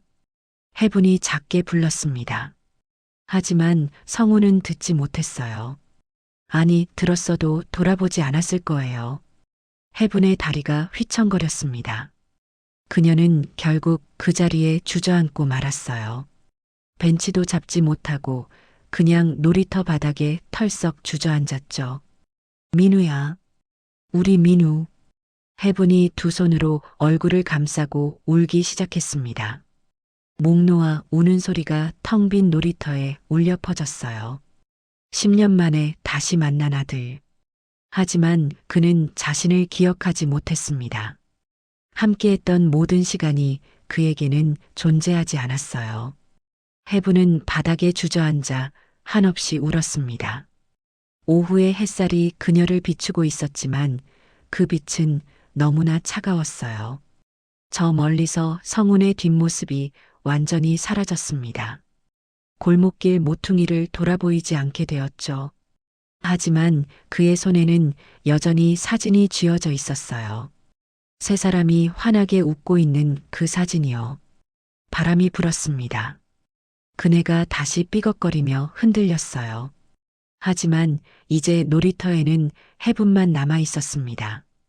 홀로 주저앉아 우는 여인만이요. 그날 밤 성훈은 호텔방으로 돌아왔습니다. 정확히는 이성훈이라는 이름으로 예약된 호텔이었죠. 하지만 그는 자신이 누구인지 더 이상 확신할 수 없었어요. 방문을 닫는 순간 다리에 힘이 풀려 그 자리에 주저앉았습니다. 등을 기댄 채 거친 숨을 몰아쉬었죠. 손에는 여전히 그 사진이 쥐어져 있었어요. 성우는 천천히 사진을 펼쳤습니다. 조명 아래 다시 들여다봤죠. 사진 속 세 사람의 얼굴이 또렷하게 보였습니다. 환하게 웃고 있는 소년. 그게 자신이라는 게 믿기지 않았어요. 옆에 서 있는 여자, 해분. 그녀의 눈빛에는 사랑이 가득했습니다. 그리고 다른 한쪽에 서 있는 어린 소녀. 세린이라고 했죠. 네. 여동생. 성훈이 중얼거렸습니다. 그 단어가 입 밖으로 나오는 순간 가슴 한쪽이 저릿해졌어요. 여동생. 자신에게 여동생이 있었다니. 성우는 침대에 앉아 사진을 무릎 위에 올려놓았습니다. 그리고 한참을 그것만 바라봤죠. 시간이 얼마나 흘렀는지 알 수 없었어요. 창밖으로 도시의 불빛이 보였습니다. 수많은 차들이 오가고 사람들이 분주하게 움직이고 있었죠. 하지만 성훈의 귀에는 아무 소리도 들리지 않았어요. 오직 해분이 했던 말들만이 머릿속을 맴돌았습니다. 넌 윤민우야. 내 아들이야. 성우는 두 손으로 얼굴을 감쌌습니다. 머리가 터질 것 같았어요. 10년 동안 이성훈으로 살아왔는데 이제 와서 윤민우라니. 도대체 나는 누구란 말인가? 성훈이 낮게 신음했습니다. 거울 앞으로 다가가 자신의 얼굴을 들여다봤어요. 거울 속 남자가 자신을 빤히 쳐다보고 있었죠. 너는 이성훈인가? 윤민우인가? 성훈이 거울을 향해 물었습니다. 하지만 대답은 없었어요. 그저 혼란스러운 눈빛만이 그를 바라볼 뿐이었죠. 시계를 보니 새벽 2시였습니다. 성훈은 침대에 누웠지만 잠이 올 리 없었어요. 눈을 감으면 사진 속 세 사람의 얼굴이 떠올랐고 눈을 뜨면 천장만 보였습니다. 밤이 깊어갔습니다. 하지만 성훈은 한숨도 잘 수 없었어요. 계속 뒤척이다가 일어나 창가에 섰습니다. 하늘이 점점 밝아오고 있었죠. 새벽 5시. 성훈은 결국 포기하고 샤워를 했습니다. 뜨거운 물이 온몸을 적셨지만 머릿속은 여전히 복잡했어요. 옷을 갈아입고 짐을 챙겼습니다. 오늘 오후 비행기로 싱가포르로 돌아가야 했거든요. 하지만 발걸음이 떨어지지 않았습니다. 이대로 가도 되는 건가? 성훈이 중얼거렸습니다. 사진을 가방에 넣으려다가 멈췄어요. 그리고 다시 꺼내 주머니에 넣었죠. 왜인지 손에서 놓을 수가 없었습니다. 호텔을 나와 공항으로 향하는 차에 탔습니다. 비서가 운전석에 앉아 있었지만 성훈은 아무 말도 하지 않았어요. 그저 창밖만 바라봤죠. 차가 도심을 벗어나 공항 고속도로에 접어들었습니다. 주머니 속 사진이 자꾸 신경 쓰였어요. 성훈은 사진을 꺼내 또다시 들여다봤습니다.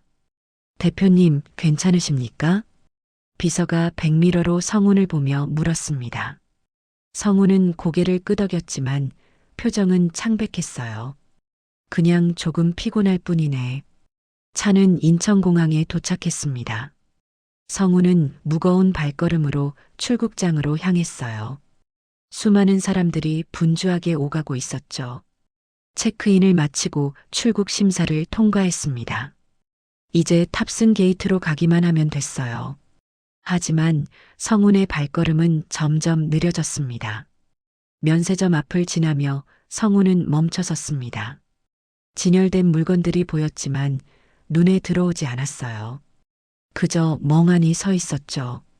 탑승 게이트까지 가시죠, 대표님. 비서가 조심스럽게 말했습니다. 성훈은 고개를 끄덕이고 다시 걸었어요. 탑승 게이트 근처에 도착했을 때였습니다. 갑자기 스피커에서 안내 방송이 울려 퍼졌어요. 싱가포르행 비행기 탑승 안내 말씀드립니다. SQ261편. 한국어 안내 방송이 끝나자 곧바로 영어 안내 방송이 이어졌습니다. 그 순간이었습니다. 성훈의 몸이 굳어졌어요. 공항 안내 방송이 귓가에 울리는 순간 머릿속에 무언가가 번쩍했습니다. 이 소리, 이 특유의 웅성거림, 어디서 들어본 것 같았어요. 주변의 소음들이 점점 커지기 시작했습니다. 카운터에서 누군가의 여권을 확인하던 직원의 모습, 행탑승구는 저쪽입니다라고 외치던 공항 직원의 목소리, 출국용 가방을 한 손에 들고 다른 손에는 가족 사진을 쥔 채 하염없이 줄을 서 있던 바로 그날, 공항의 풍경이 스쳤어요. 출국장 유리병 너머로 보이던 아침 햇살, 마지막으로 사진을 바라보며 스스로에게 중얼거렸던 말, 이번 일만 끝나면 더 잘해줄게. 꼭. 그 순간 가슴 깊은 곳이 따끔하게 찔렸습니다. 잊어버렸다고 생각했던 그 말, 지켜주지 못한 약속이 마치 벼락처럼 되살아났어요. 으윽. 성훈은 머리를 감싸쥐며 그 자리에 주저앉았습니다. 비서가 놀라 달려왔지만 성훈은 손을 들어 제지했어요. 괜찮아. 잠깐만. 하지만 괜찮지 않았습니다. 머릿속에서 무언가가 폭발하는 것 같았어요. 봉인되었던 기억의 문이 굉음과 함께 열리기 시작했죠. 10년 전 해외 건설 현장. 윤민우는 새벽같이 일어나 작업복을 입었습니다. 오늘도 교량 공사 현장으로 가야 했어요. 민우야, 밥 먹고 가. 해분이 주방에서 불렀습니다. 괜찮아요, 엄마. 늦었어요. 민우가 신발을 신으며 대답했어요. 그래도 이거라도 먹어. 해분이 김밥 한 줄을 싸서 내밀었습니다. 민우는 어머니를 꼭 안았어요. 다녀올게요, 엄마. 세린이한테도 잘 지내라고 전해주세요. 응, 조심해서 다녀와. 민우는 가방에서 가족 사진을 꺼내 한참 바라봤습니다. 어머니와 여동생 세린이가 환하게 웃고 있는 사진이었죠. 이번 일만 끝나면 더 잘해줄게. 꼭. 민우는 사진을 주머니에 넣고 집을 나섰습니다. 공항으로 가는 버스 안. 민우는 창밖을 바라보며 생각에 잠겼어요. 이번 프로젝트만 성공하면 가족들에게 더 나은 삶을 줄 수 있을 거예요. 해외 건설 현장에 도착한 지 3개월이 지났습니다.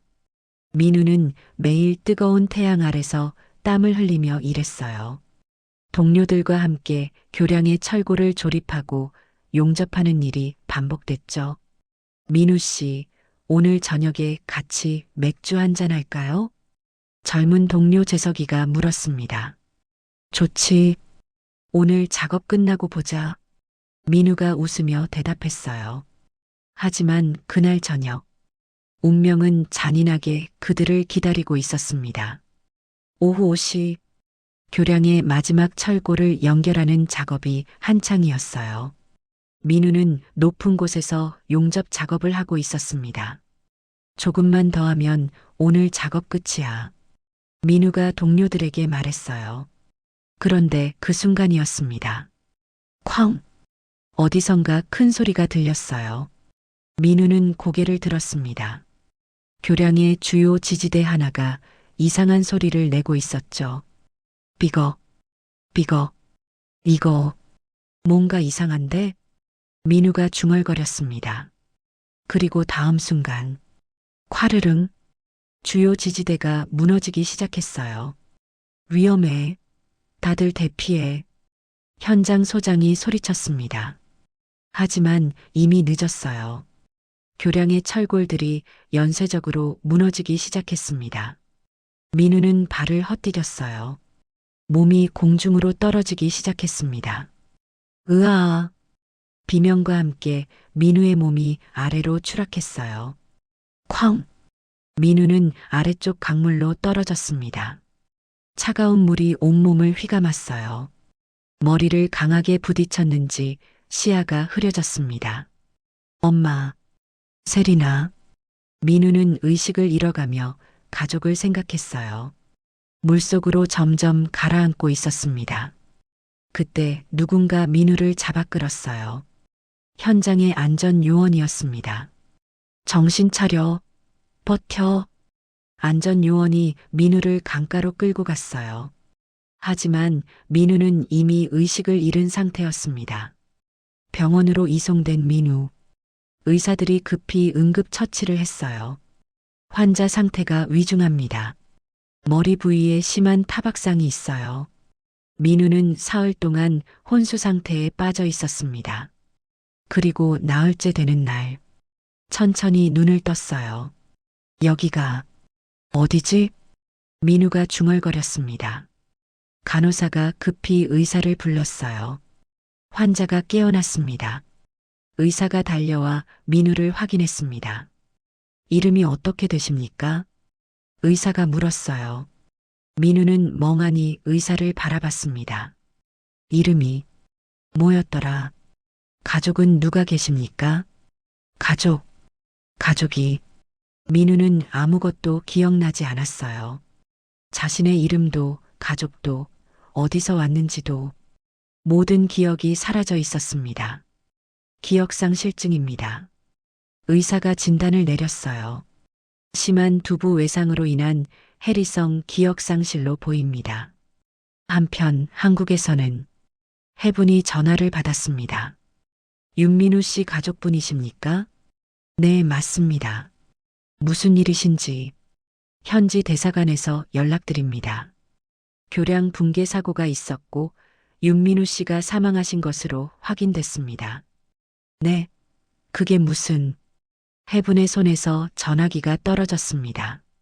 현장에서 신원 확인이 됐습니다. 지갑과 신분증이 나왔습니다. 하지만 그것은 착오였어요. 같은 현장에서 일하던 다른 동료가 민우의 지갑을 빌려 쓰고 있었거든요. 그 동료가 사고로 사망하면서 신원이 뒤바뀐 것이었습니다.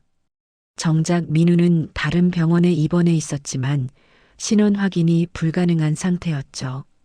기억을 잃은 채로 한국에서는 민우의 장례식이 치러졌습니다. 빈관 앞에서 해분과 세린이가 울었어요. 오빠, 오빠. 20살 세린이가 오빠의 영정을 붙잡고 울었습니다. 해분은 너무 슬퍼서 제대로 서 있을 수조차 없었어요. 민우야, 왜 이렇게 빨리 가니? 그렇게 민우는 사망 처리가 됐습니다. 한편 해외 병원에서 기억을 잃은 민우는 방황하고 있었어요. 저는 누구죠? 아무도 그에게 답을 줄 수 없었습니다. 신원을 확인할 방법이 없었거든요. 몇 달 후, 민우는 병원을 나와 거리를 헤맸습니다. 갈 곳이 없었어요. 돌아갈 집도 기다리는 가족도 모른 채 그렇게 3년이 흘렀습니다. 민우는 이곳저곳을 떠돌며 막노동으로 연명했어요. 자신이 누구인지 알 수 없는 채로. 그러던 어느 날, 한 건설 현장에서 강 회장을 만났습니다. 자네 일 좀 할 줄 아나? 강 회장이 민우에게 물었어요. 네, 건설 일은 할 수 있습니다. 민우가 대답했습니다. 자신도 모르게 손이 움직이는 게 느껴졌어요. 좋아. 우리 현장에서 일해보게. 강 회장은 민우에게 일자리를 줬습니다. 그리고 얼마 후 교량 붕괴 사고가 또다시 일어났어요. 철골이 무너지는데 강 회장이 그 아래 있었습니다. 회장님, 민우는 본능적으로 몸을 날렸어요. 강 회장을 밀어내고 대신 철골에 맞았습니다. 으윽, 민우가 쓰러졌어요. 자네, 괜찮은가? 강 회장이 민우를 부축했습니다. 저, 괜찮습니다. 민우는 그렇게 강 회장의 생명을 구했어요. 자네 이름이 뭔가? 강 회장이 물었습니다. 저는 이름이... 민우는 말을 잇지 못했어요. 자신의 이름조차 몰랐으니까요. 그럼 내가 이름을 지어주지. 강 회장이 말했습니다. 오늘부터 자네는 이성훈 일세. 이성훈. 민우는 그 이름을 중얼거렸어요. 낯설지만 받아들일 수밖에 없었습니다. 그렇게 윤민우는 이성훈이 되었습니다. 강 회장의 도움으로 신분을 만들고 새로운 삶을 시작했죠. 7년이 흘렀습니다. 이성훈은 뛰어난 능력으로 성공했어요. 싱가포르에서 개발회사 부대표가 됐습니다. 하지만 여전히 과거는 기억나지 않았어요. 가끔 꿈에서 누군가의 목소리가 들렸습니다. 민우야. 따뜻하고 그리운 목소리였지만 누구의 목소리인지 알 수 없었어요. 그리고 지금 인천공항 탑승 게이트 앞, 성훈의 머릿속에서 모든 기억이 폭발적으로 되살아나고 있었습니다. 공항의 안내 방송 소리가 방아쇠가 됐어요. 10년 전 그날 똑같은 소리를 들으며 가족에게 약속했던 그 순간이 이번 일만 끝나면 더 잘해줄게. 꼭 그 약속을 지키지 못한 채 떠났던 그날이 모든 게 선명하게 떠올랐습니다. 교량이 무너지던 순간, 물속으로 떨어지던 순간, 그리고 가장 중요한 것, 나는 윤민우야. 성훈이 아니라 윤민우. 어머니 정혜분과 여동생 윤세린이 있는 엄마, 세린아. 성훈의 눈에서 눈물이 흘러내렸습니다. 모든 기억이 돌아왔어요. 어머니의 얼굴, 여동생의 웃음소리, 함께했던 모든 순간들. 엄마, 성우는 주저앉아 울었습니다. 내가 윤민우야. 주변 사람들이 놀라 쳐다봤지만 성우는 신경 쓰지 않았어요. 대표님, 괜찮으십니까? 비서가 황급히 달려왔습니다. 하지만 성우는 일어서지 않았어요. 그는 주머니에서 가족 사진을 꺼냈습니다. 환하게 웃고 있는 어머니와 자신과 세린이. 엄마, 미안해. 늦었어. 성우는 사진을 꽉 쥐며 울었습니다. 10년. 너무나 긴 세월이었습니다. 하지만 이제 모든 걸 기억했어요. 자신이 누구인지, 어디로 가야 하는지. 성우는 벌떡 일어섰습니다. 대표님, 어디 가십니까? 비서가 놀라 물었어요. 미안하네. 나는 집에 가야 하네. 성훈이 뒤도 돌아보지 않고 말했습니다. 비행기가 됐네. 나는 여기 남을 거야. 성훈은 탑승 게이트 반대 방향으로 뛰기 시작했습니다. 사람들 사이를 헤치며 출국장을 빠져나갔어요. 입국장 쪽으로 방향을 틀었습니다. 집에 가야 해. 엄마한테 가야 해. 성훈의 가슴이 터질 것 같았습니다. 10년 만에 집으로 돌아가는 길이었죠. 입국 심사를 다시 통과하고 공항 밖으로 나왔습니다. 택시 승강장으로 뛰어갔어요. 기사님, 성북동으로 가주세요. 최대한 빨리요. 성훈이 숨을 헐떡이며 말했습니다. 택시가 출발했어요. 성훈은 뒷좌석에 앉아 사진을 꼭 쥐었습니다. 눈물이 멈추지 않았어요. 엄마, 금방 갈게. 조금만 기다려. 택시는 서울 시내를 가로질러 성북동으로 향했습니다. 성훈의 가슴은 미친 듯이 뛰고 있었어요. 손님, 급하신 일 있으세요? 택시기사가 백미러로 성훈을 보며 물었습니다. 성훈의 얼굴이 창백하고 눈물로 범벅이 되어 있었거든요. 네. 10년 만에 집에 가는 길입니다. 성훈의 목소리가 떨렸습니다. 10년이요? 그럼 가족분들이 얼마나 기다리셨겠습니까? 기사의 말에 성훈은 고개를 끄덕였습니다. 손에 쥔 사진을 내려다봤어요. 사진 속 어머니와 세린이가 환하게 웃고 있었죠. 엄마, 얼마나 힘들었을까? 혼자서 세린이 키우느라 얼마나 고생했을까? 성훈의 가슴이 저렸습니다. 자신이 없는 동안 어머니가 감당해야 했을 고통이 느껴졌어요. 여동생의 성장을 지켜보지 못한 것도, 어머니의 곁을 지키지 못한 것도 모두 자신의 잘못처럼 느껴졌죠. 택시는 한강대교를 건넜습니다. 강물이 햇살을 받아 반짝이고 있었어요. 서울의 풍경이 창밖으로 스쳐 지나갔죠. 모든 게 그리웠습니다. 사고만 아니었다면. 성훈이 중얼거렸습니다. 교량 붕괴 사고가 모든 비극의 시작이었어요. 하지만 다시 돌아왔으니까. 이제 다시 시작할 수 있으니까. 성훈은 주먹을 꽉 쥐었습니다. 잃어버린 10년은 되돌릴 수 없었어요. 하지만 남은 시간은 달랐죠. 이제부터라도 제대로 된 아들이 오빠가 될 수 있었습니다. 택시가 성북동으로 접어들었습니다. 익숙한 거리들이 보이기 시작했어요. 성훈의 심장이 더욱 빠르게 뛰었죠.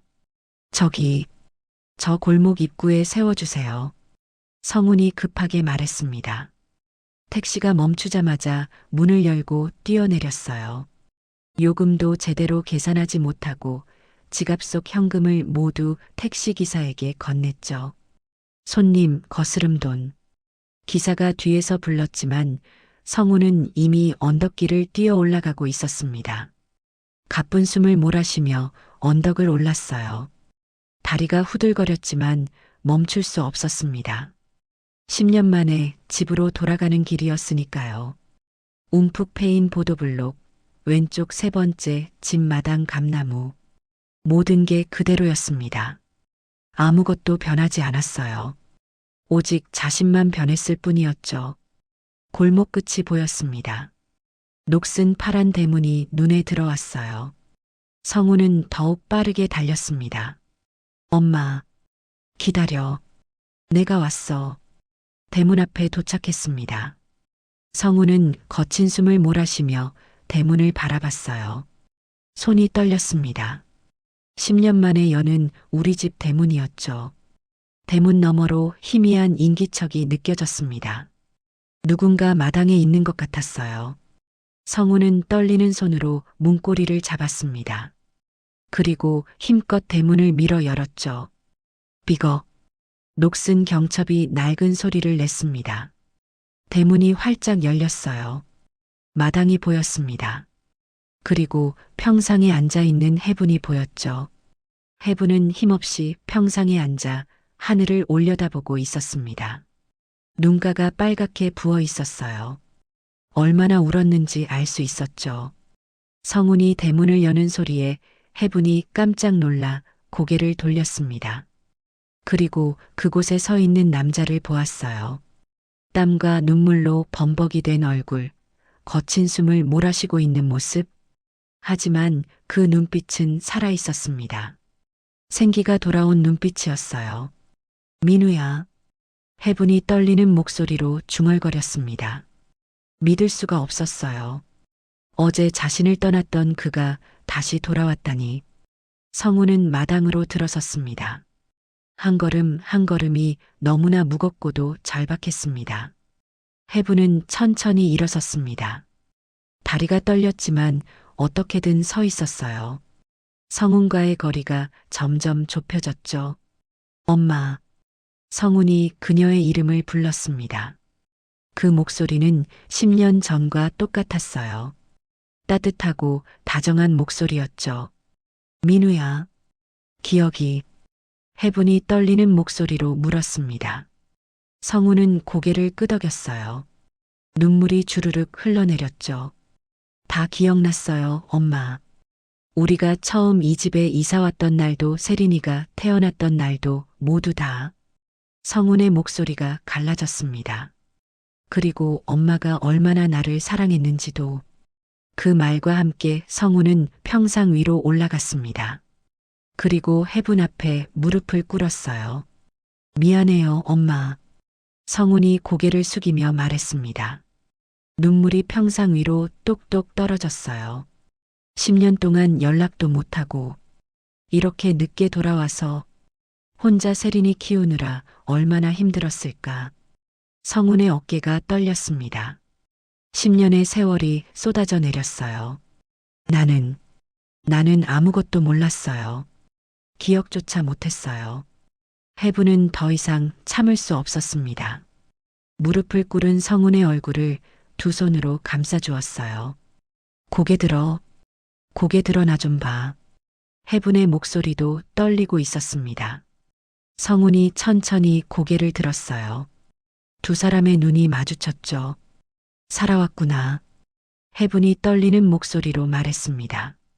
내 아들이 살아서 돌아왔구나. 그 말과 함께 해분은 성운을 끌어안았습니다. 10년 만에 느끼는 아들의 온기였어요. 성운도 해분을 꽉 안았습니다.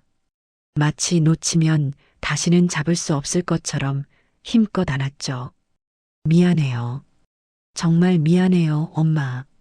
성운이 해분의 등을 쓰다듬으며 계속 사과했습니다. 해분은 고개를 저었어요. 미안하긴. 살아서 돌아왔는데 뭐가 미안해. 살아줘서 고마워. 정말 고마워. 해분의 목소리가 흐느껴 나왔습니다. 그녀는 성운의 얼굴을 어루만졌어요. 눈썹도, 눈도, 코도, 입도 모두 만져봤죠. 꿈이 아닌지 확인하고 싶었습니다. 진짜구나. 진짜 우리 민우구나. 그래요, 엄마. 나 민우예요. 윤민우. 두 사람은 서로를 부서지도록 꽉 끌어안았습니다. 마당 가득 울음소리가 메아리 쳤어요. 10년. 너무나 긴 세월이었습니다. 죽음도 기억상실도 그 어떤 것도 이 두 사람을 갈라놓을 수 없었어요. 성우는 해분을 안은 채 그녀의 머리를 쓰다듬었습니다. 손끝에 느껴지는 머리카락의 감촉이 너무나 소중했어요. 많이 늙었지. 10년이나 지났는데. 해분이 울먹이며 말했습니다. 성우는 고개를 저었어요. 아니에요. 여전히 아름다워요. 내가 기억하는 그 모습 그대로예요. 성운이 해분의 눈물을 닦아주며 말했습니다. 해분은 성운의 손을 잡아 자신의 뺨에 갖다 댔어요. 따뜻해. 살아있는 사람의 온기야. 그래요, 엄마. 나 살아있어요. 이제 다시는 떠나지 않을 거예요. 성운이 해분의 이마에 입을 맞췄습니다. 부드럽고 조심스러운 입맞춤이었어요. 두 사람은 한참을 그렇게 서로를 끌어안고 있었습니다. 시간이 멈춘 것 같았어요. 10년의 공백이 천천히 메워지고 있었죠. 세린이는, 우리 세린이는 어떻게 지내고 있어? 성운이 조심스럽게 물었습니다. 해분이 눈물을 닦으며 대답했어요.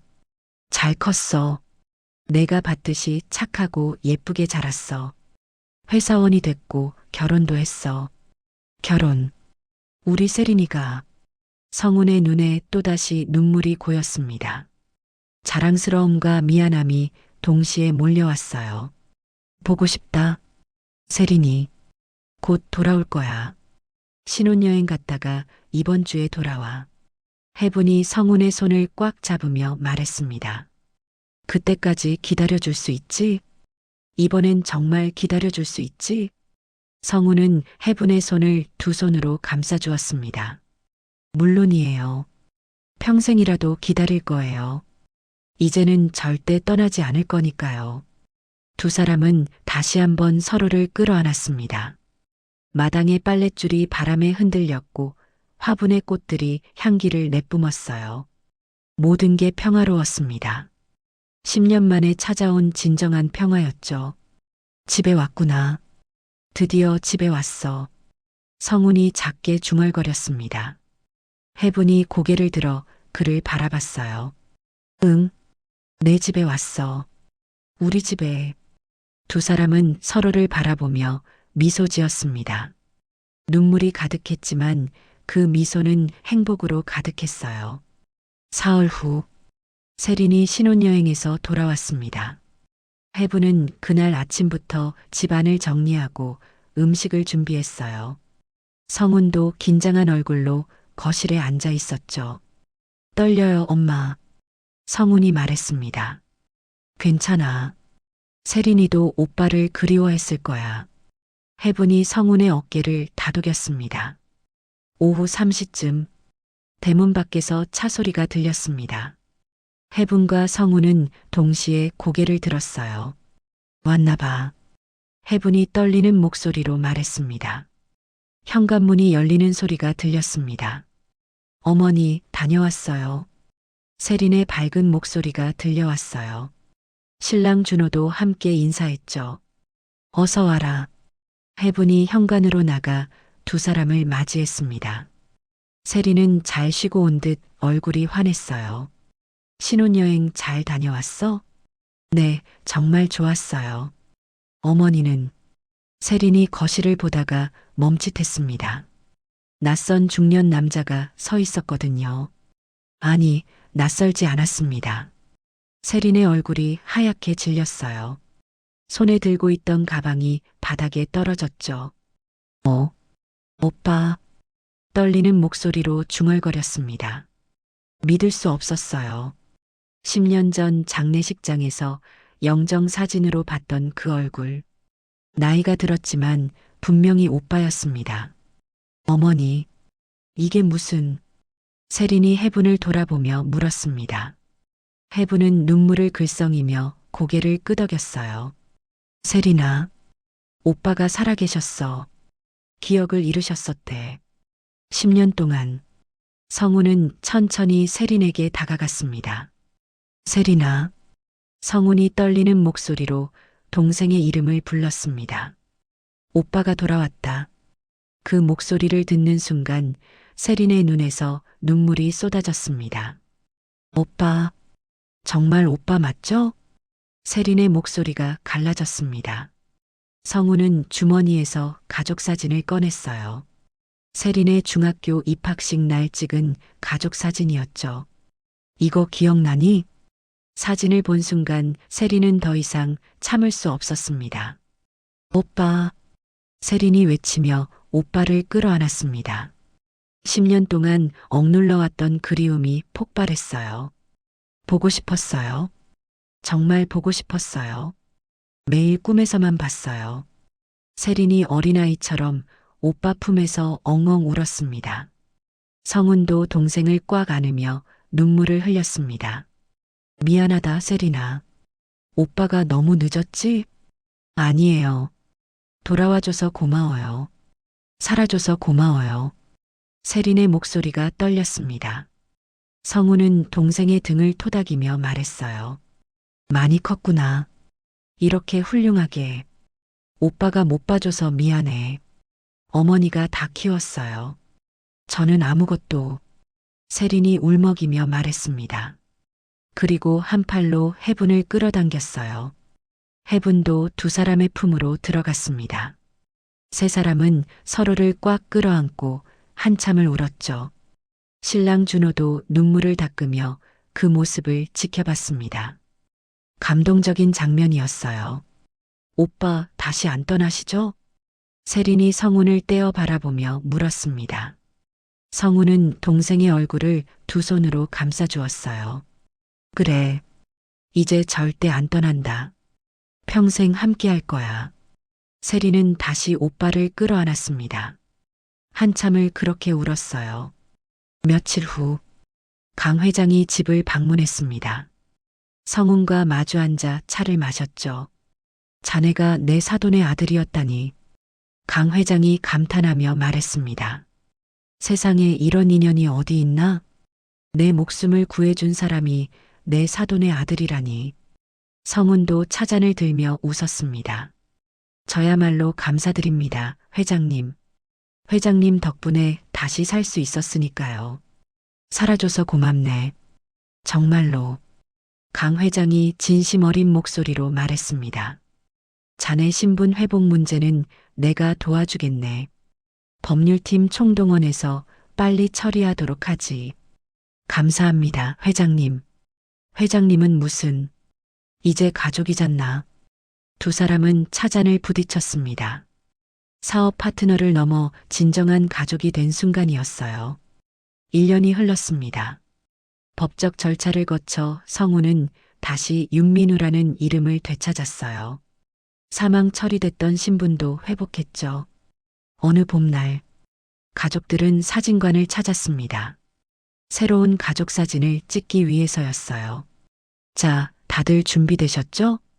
사진사가 카메라를 조정하며 물었습니다. 민우와 해분, 세린과 준호, 네 사람이 카메라 앞에 섰어요. 민우는 해분의 손을 꽉 잡았습니다. 놓지 않을 거라는 듯이요. 해분도 민우의 손을 꼭 잡았죠. 세린은 오빠의 어깨에 손을 올렸습니다. 준호는 장모님 옆에 서서 환하게 웃었어요. 자, 웃으세요. 하나, 둘, 셋. 플래시가 터졌습니다. 네 사람의 환한 웃음이 사진 속에 담겼어요. 행복한 가족의 모습이었죠. 사진관을 나서며 해분이 민우의 팔짱을 꼈습니다. 행복해. 해분이 작게 말했습니다.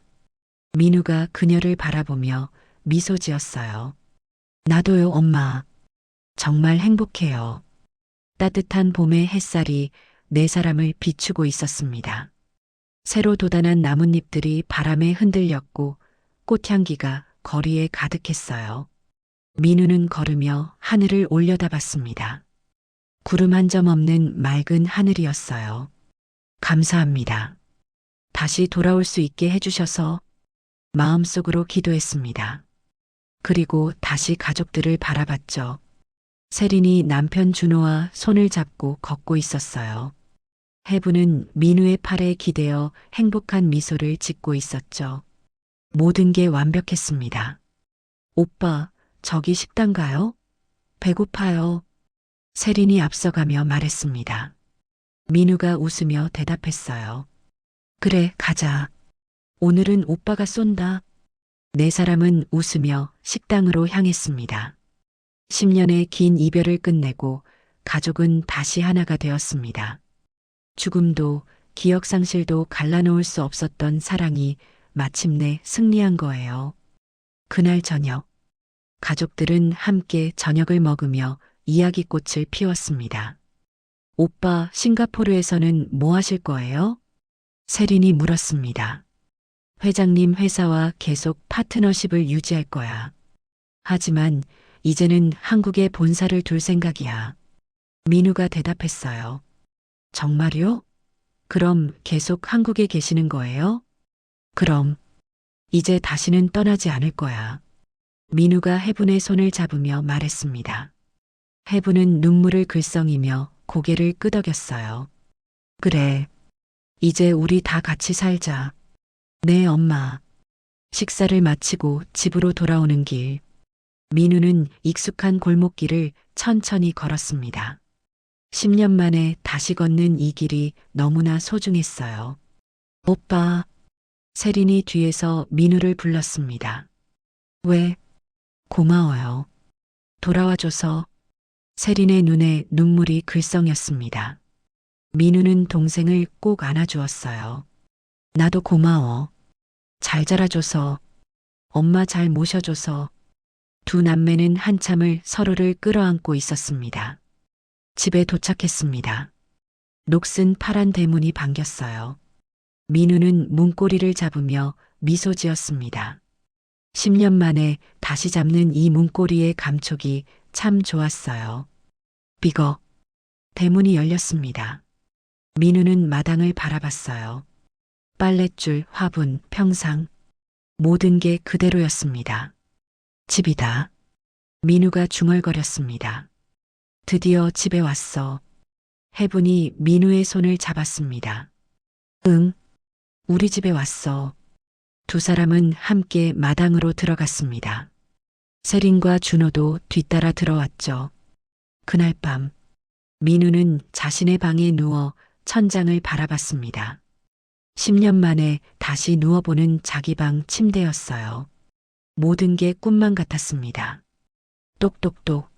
문을 두드리는 소리가 들렸습니다. 들어오세요.